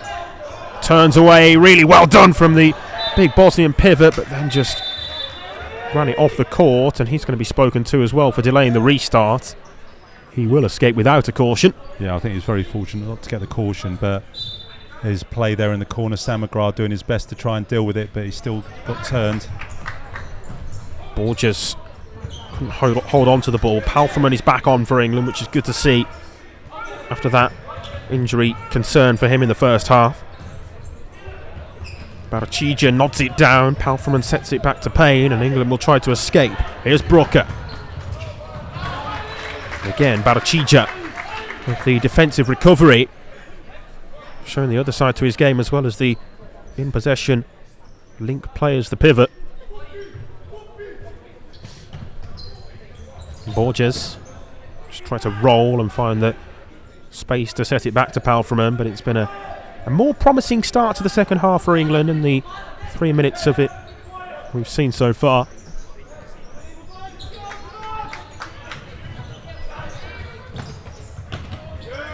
Brooker to Borges, well controlled. Yeah, that was an excellent pass there from Jamie Brooker, belying his age. It was a high quality pass. Walsh now. Slightly wayward of Borges, but again it was good intention on the pass. Yeah, and they're getting themselves a little bit organised now in that pivot position there. Borges starting to get a bit of separation from the fix, and they can just keep working on that. They may get an opportunity there. Again, England pressing high. Haven't really been able to win the ball back in those sorts of areas, though. Bosnian players so comfortable in keeping possession under so much pressure. Foul given against Brooker for the contact on Todoric.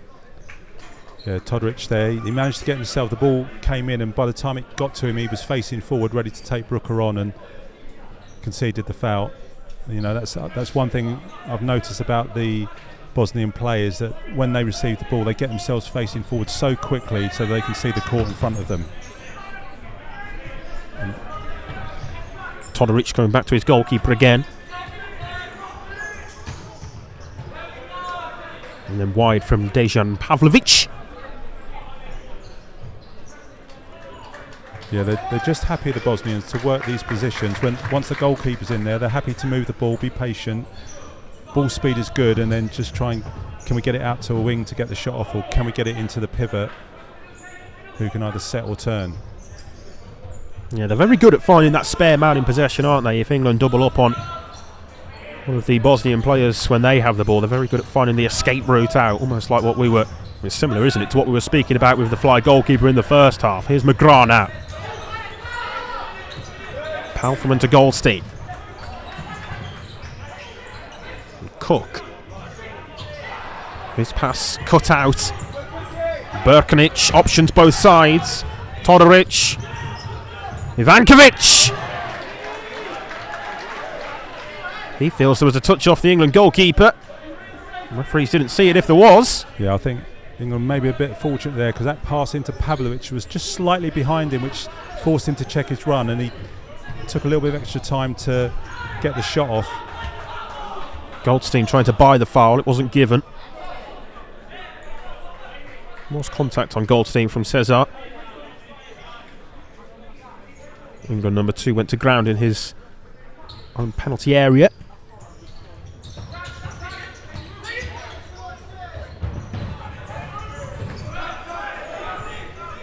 Milanovic, Pavlovic.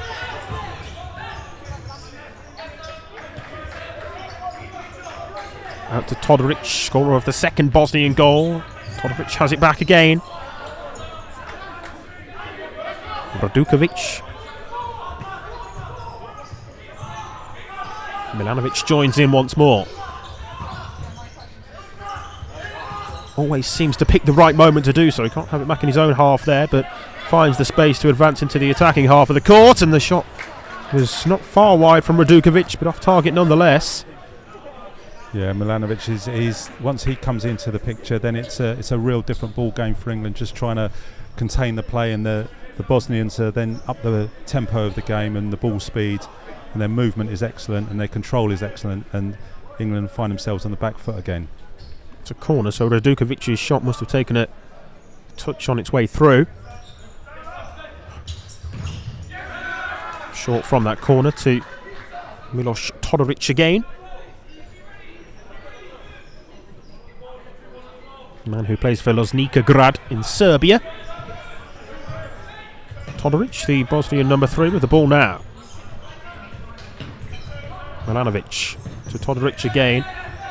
Toza tried to cut off the pass back to the goalkeeper. And knowing that he can't touch the ball again in his own half of the court, he sees it out for the kick-in. Yeah, and I think this is the problem for England. Trying to solve this problem with the keeper is, if you go too aggressive and try and put some pressure on the goalkeeper, the ball goes out wide, and then you're in front of the ball, and either they're switching the play to then pull England across. So it's, you're caught between one and another. A little bit of a disagreement between the two teams' benches, and the third official just with some sorting out to do as the kicking was taken for England.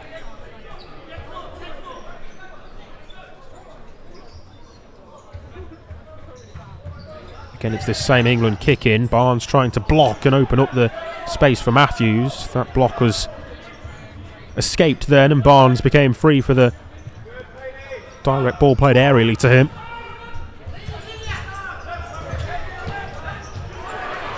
Chance here for England now, and the effort from Tozer was closed down quickly by Gosto, because it did seem as though there was more space there for Tozer than it actually proved to be in the end. Yeah, that was really excellent there from England. That was some high quality pressing to create that chance for England. A couple of chances in the second half now. Half chances like that for the home team. Ivankovic with so much space again, back to the top of the penalty area, and the effort from Berkanic.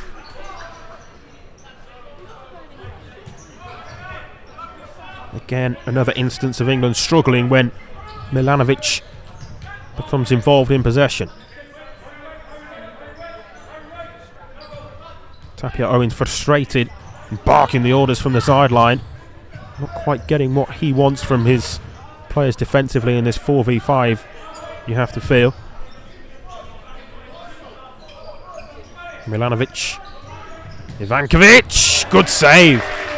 Payne went flying across to his right and was able to keep it out. Yeah, great work there from Joe Payne.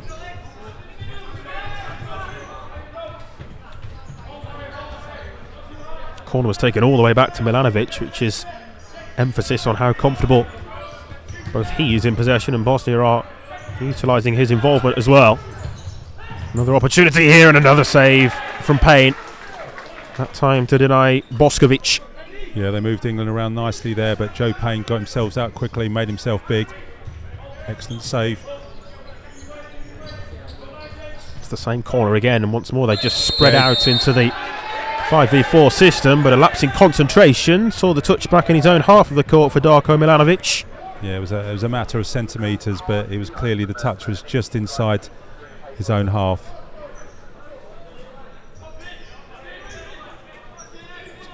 The good thing is it stops that attack. Edge.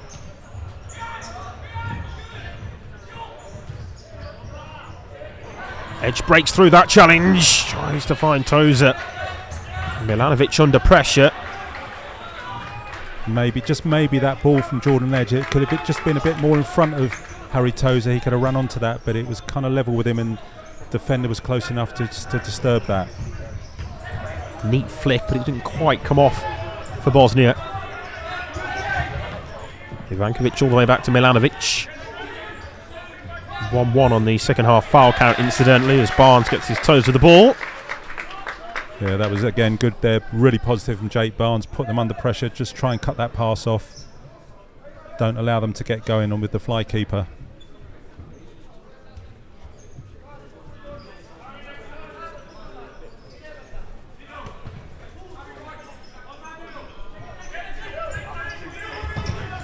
Ivankovic advancing down the line.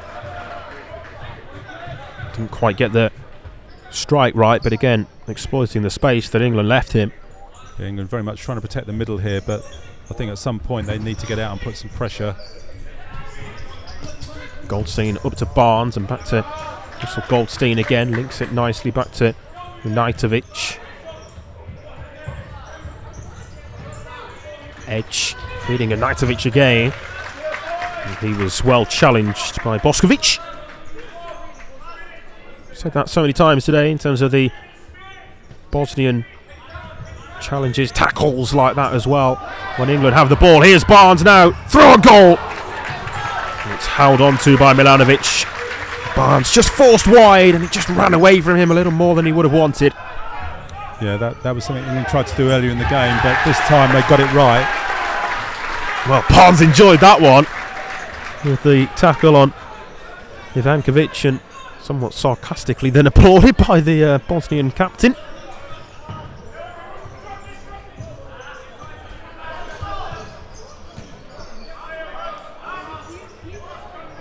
Milanovic again looking for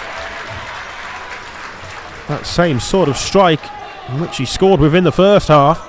Yeah, you could just hear John Tapia Owens asking Russ Goldstein to go higher, put pressure on him. Don't allow him to influence the game. Palfreman looking to engage onto Milanovic. And the escape route that time was the ball to Josip Sesjar, but he couldn't control it. Still as we were at half time. Still that same 3-0 scoreline.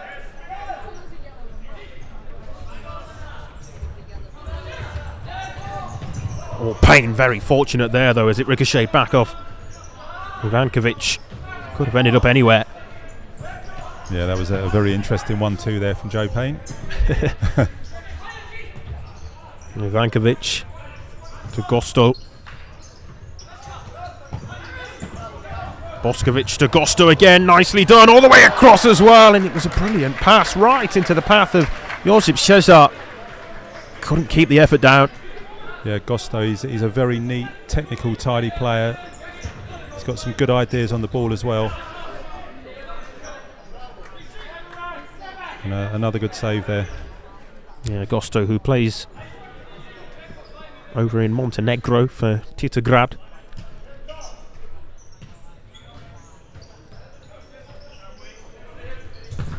Milanovic again, it's another deflected strike from the Bosnian goalkeeper that ends up in the England net. Yeah, it's very, very similar to the other deflected goal where the goalkeeper there, they've got forced back England, and then when he's got a very powerful shot, Milanovic, and it just needs any sort of deflection there, and then the goalkeeper's going to be in trouble. Well, he's certainly not afraid to shoot if the opportunity or the invitation is there for him to do so. No, twice now with a little bit of fortune, he's got himself a couple of goals.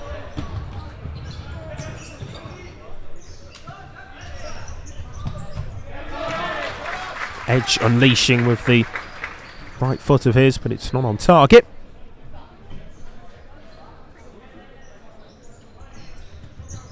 Yeah, disappointing one for England to concede again. It's Baracija goes back on for Bosnia. They'll feel hard done by with a couple of deflections, but on both occasions Milanovic has had far too much time really to line that shot up. You know, and he's a pretty decent ball striker. You know, he does hit them with a lot of power, and that's going to create its own problems that close to goal.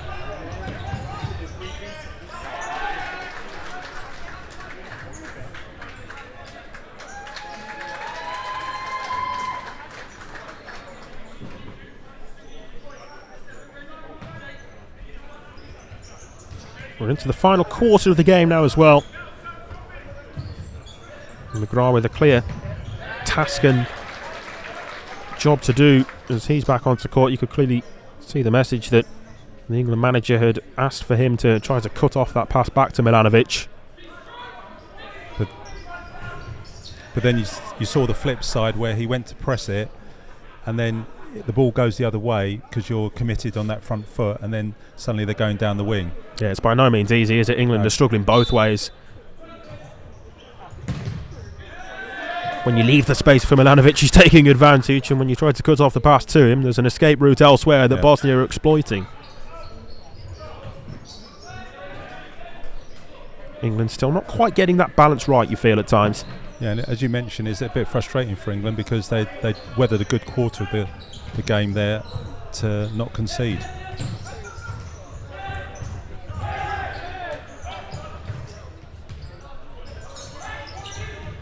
Ivankovic.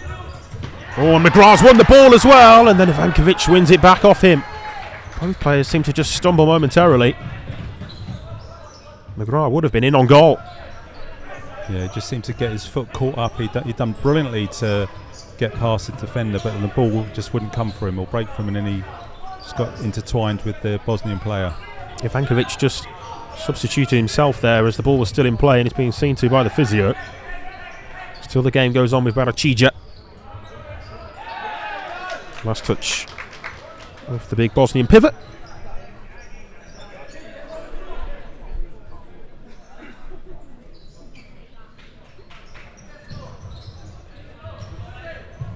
That's an excellent ball there by Edge into McGrath. Walsh back out to Edge. 8 minutes and 20 seconds left to play. Bosnia here leading by 4-0. Walsh does well, nice footwork there. Then lost possession. It's a 2v1 here for Bosnia that they'll look to take advantage of. Oh, great block! And Payne with the save after as well. Brooker with the clearance off the line. And it looked for all the world as though Bilal Jelic was going to add Bosnia their fifth. Still another opportunity maybe here with Baracija, and Payne makes the save again, but how about that block from Brooker? Yeah, that is an incredible block and incredible work there from Jamie Brooker to back up his goalkeeper. Absolutely top level defending there.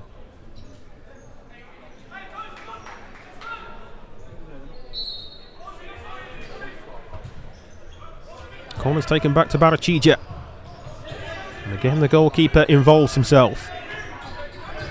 And again, the escape route is clear.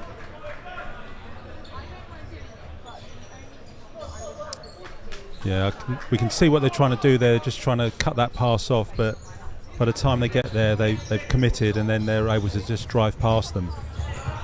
There's both sides to it, isn't there? You can argue that England are making it a little too easy at times for Bosnia to exploit those spaces and struggling with the balance between cutting off the pass to the goalkeeper or leaving the goalkeeper to be the spare man. But Bosnia are doing really well to exploit those moments as well, and always making the right decisions, so often making the right decisions, and that's what a lot of it comes down to, decision making in those moments.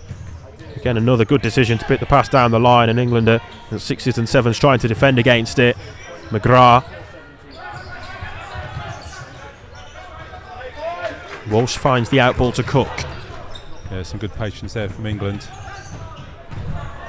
Walsh again on the receiving end of a firm challenge. It's 2 in a matter of as many minutes there, and Walsh frustrated. He'll be substituted here anyhow, and there's going to be a change in goal actually for England as well, as Jack Walsh comes on to court. Yeah, I'm not sure there's a miscommunication there between Ryan Walsh and Stuart Cook. I'm not sure that's the pass he was expecting, and Ryan Walsh had to make that challenge and did get hurt in the challenge itself. Milanovic trying to test the newly introduced Jack Walsh, brother of the England number 4 Ryan Walsh. Got Jordan Matthews on playing pivot.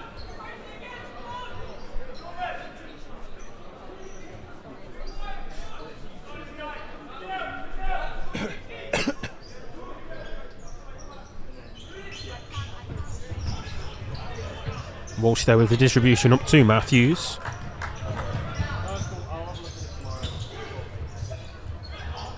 Cook finding Matthews again, and it was a lunge, and a long lunge at that. He came a long way there, Miloš Radukovic, and didn't get to the ball. Simple decision for the referee to caution him. Yeah, that was a big slide there, and fair play to Jordan Matthews. He could see it was coming, and he just had to ride that challenge, and fortunately not injured in it as well, because it was a pretty hefty challenge. Yeah, quickly back to his feet there, Matthews, which is good to see. As Radukovic becomes the second man booked today, alongside his coach Goran Mela. Cook, nice step over, and nearly the finish at the end of it as well. It's an England corner. Yeah, that was definitely England's best work for a few minutes. Really managed to pull Bosnia apart, and just agonising wrong side of the post. Ryan Walsh back on specifically for this set piece, it felt. Here's Cook now. Gets the shot away again and stings the palms of Milanovic. 6 minutes still to play. Bosnia leading by 4-0. 3 of them in the first half, and 1 since the second half resumption as well. Milanovic. Pavlovic.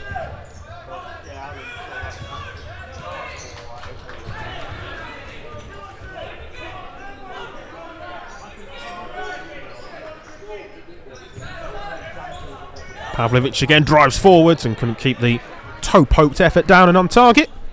And I think they're quite comfortable, the Bosnians, to try and draw the pivot in to shut the goalkeeper down, and then he plays a really early pass to beat that, and then they've beaten that line of defence.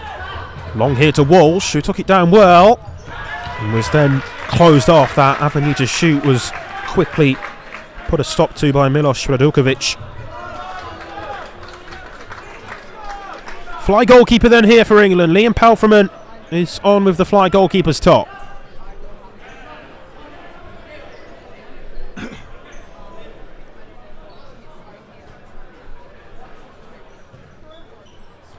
And they'll play out from the set piece to look to involve Palfreman in this 5v4 setup, of which we've seen so much from Bosnia. Now it's somewhat roles reversed.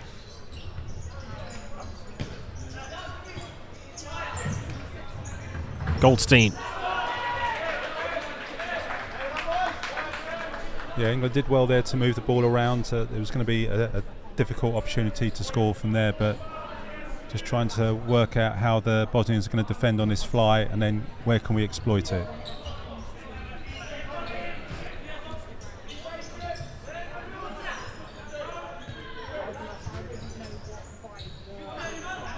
Palfreman and Walsh exchanging passes. Here's Edge to the second post, and it's a good chance there for Stuart Cook. Just stepped onto it as it came to him on his left foot as well. Yeah, that was again a really well worked move by England. They showed a lot of patience. Ryan Walsh there just making sure that he was supporting properly, and then that diagonal passing, and Stuart Cook just couldn't get the contact he was looking for, but much more positive there from England, and they've got plenty of time here in the game. Just can they find this first goal to initiate some sort of comeback? Yeah, 5 minutes left on the clock. Bosnia taking their time out, presumably just to talk through their 4v5 defence, as the different defensive question is asked of them now. Yeah, I think that was quite encouraging for England, the way they moved them around. So clearly they're not happy, the Bosnians, with how they defended that, and a few basic principles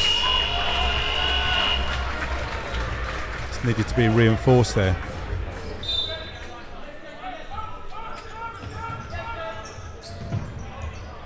Bosnia do superbly well there to play through from the press break and right into the path of Ivankovic again. Yeah, England just got caught. I have to say, Milanovic, his distribution is excellent as well. He's a good all-round keeper, it has to be said. Yeah, the 33-year-old goalkeeper, very much the Bosnian number one, plays in Croatia for MNK Futsal Club. Goldstein trying to assess his options and find a way out, but rejected the offer of the pass to Cook.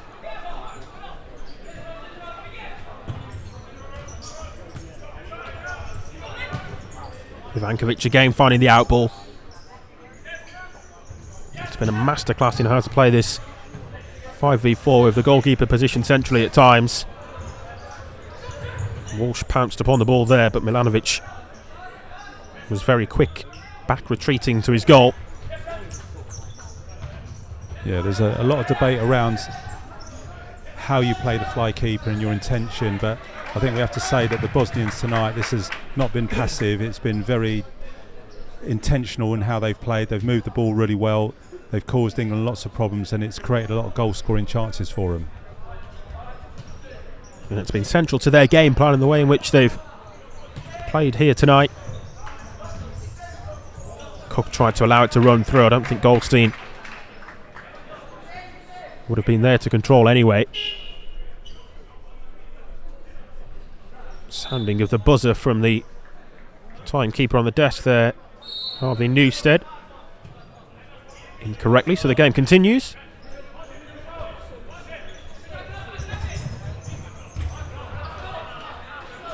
Sloppy pass that time from Walsh, and it's out of play.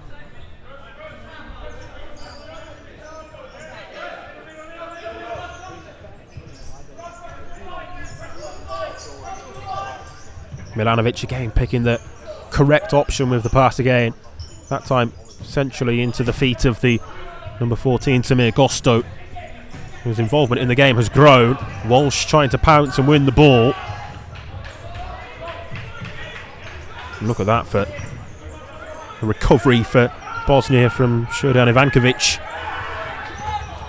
And Ivankovic plays the correct pass again, and that was well read by Cook. And then the pass was away from the path of Walsh.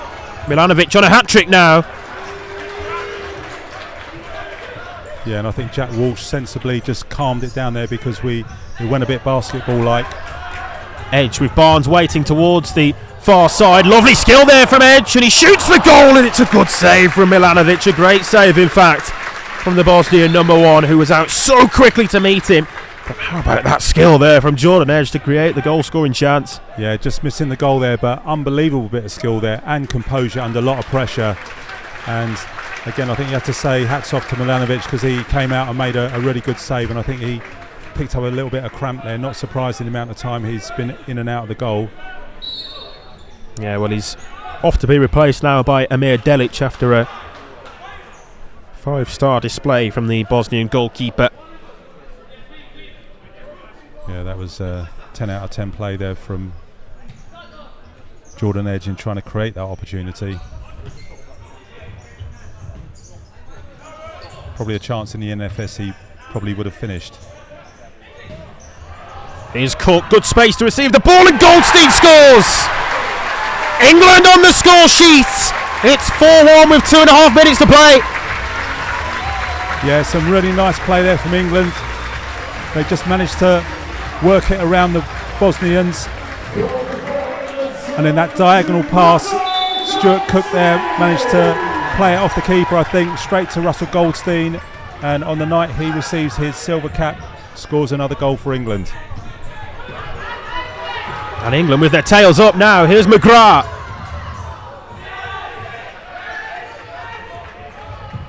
Fly goalkeeper back on. In fact, it's a change of all of the on-court 5 there for England. Yeah, the ref's quite generous there, I think, with the restart of that count, allowing England to do that. But what can England make in these last 2 minutes? It's a really well-crafted England goal.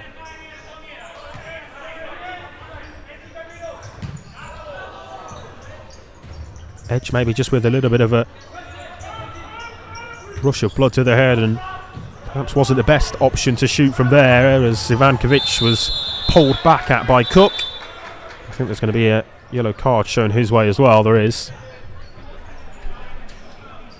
Yeah, there's probably a decent tactical foul there by Stuart Cook, because that was going to become a very, very threatening position if he'd have carried that run on, because he had support on both sides and the pivot available.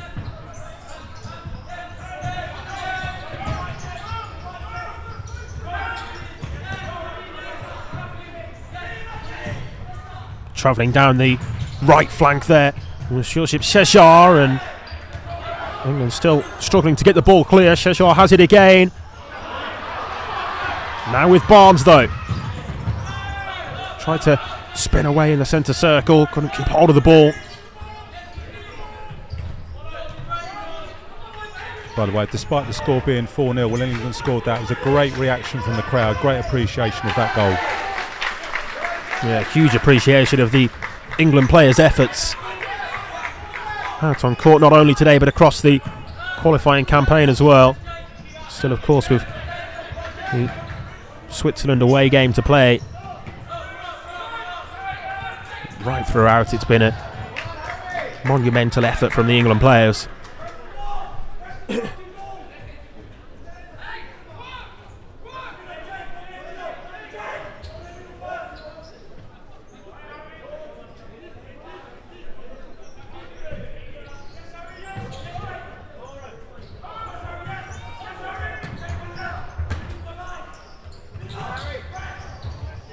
Barnes wins it here for England. It's Jake Barnes, and he scored again. England have 2 now. Wonderful work to win the ball back, and a great finish to match. 4-2. Yeah, that's an emphatic finish from Jake Barnes. There was no doubt once that left his foot, he was going into the back of the net. But that actually came from Delic, who is nowhere near the technical ability of Milanovic, and they were able to win that ball. And that was a very close effort there from Milanovic. Yeah, not far away at all, was it, for another England goal? It's in these sorts of moments where you just wish that England had been able to keep the scoreline down, and we would have been in for a grandstand finish now. But Bosnia just trying to run down the clock and eat away at a few more precious seconds. Nonetheless, it's a strong end to the game for England. And Barnes himself will be delighted with that goal. And you can see there that they just didn't trust Delic to deal with that ball, because he was partly responsible, took a poor touch, and then it put Bosnia under pressure. They conceded possession, and then Jake Barnes came back with an absolute hammer of a finish. Again, another slip of the finger on the timekeeper's desk, but we're good to go with this corner for Goldstein to take. Walsh, final 12 seconds, Palfreman. Edge with the pass is cut out, and it's a long-range effort in for Bosnia's 5th. Right on point with the long-range finish. And the 3-goal advantage is restored for the visitors. Yeah, I mean, England had to take the gamble, just didn't quite get the shot right, and you rather suspect these last 4.5 seconds England will put the foot on the ball and just see it out. Josip Boskovic with the goal there for Bosnia, and you're quite right, the final few seconds seen out. 5-2 the full-time score after Bosnia beat England 5-1 in the earlier meeting between these two teams back in the very first game of this qualifying campaign. Just not to be today for England. After missing the penalty inside the first minute, it kind of set the tone for the rest of the game as well. And Bosnia thoroughly deserving of the 3 points. Right from start to finish, they stamped their control and authority on the game. And they had so much quality throughout their ranks, particularly by using goalkeeper Darko Milanovic in possession. He got 2 of the Bosnian goals and was a big reason as to why they're on the winning team today. Yeah, I think the right result with Bosnia winning the game.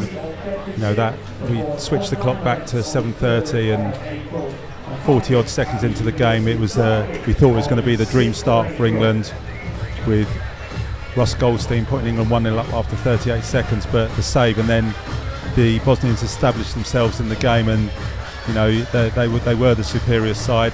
Milanovic was a huge influence in the game. He was always positive. They didn't use him in a passive way or a negative way. He was there to either kick-start the positional play phase of the game for the Bosnians, or he was there to actually cause England problems with his shooting. And he's got, I think both goals would count for him. So I think that between him and Ivankovic, they're probably the players of the match, in my opinion.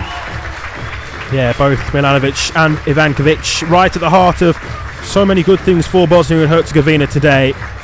And a word on the England efforts as well, though, because of course disappointment is going to be the overriding emotion for them at this stage. But once they look back on the 3 home games, as I say, of course they've got to still go and play the away game at Switzerland, and hopefully there can be a favourable result to round things off for this qualifying campaign. But in terms of the 3 home games that have been played here, it has been a success story in itself, despite the scorelines of the final 2, hasn't it, Lou?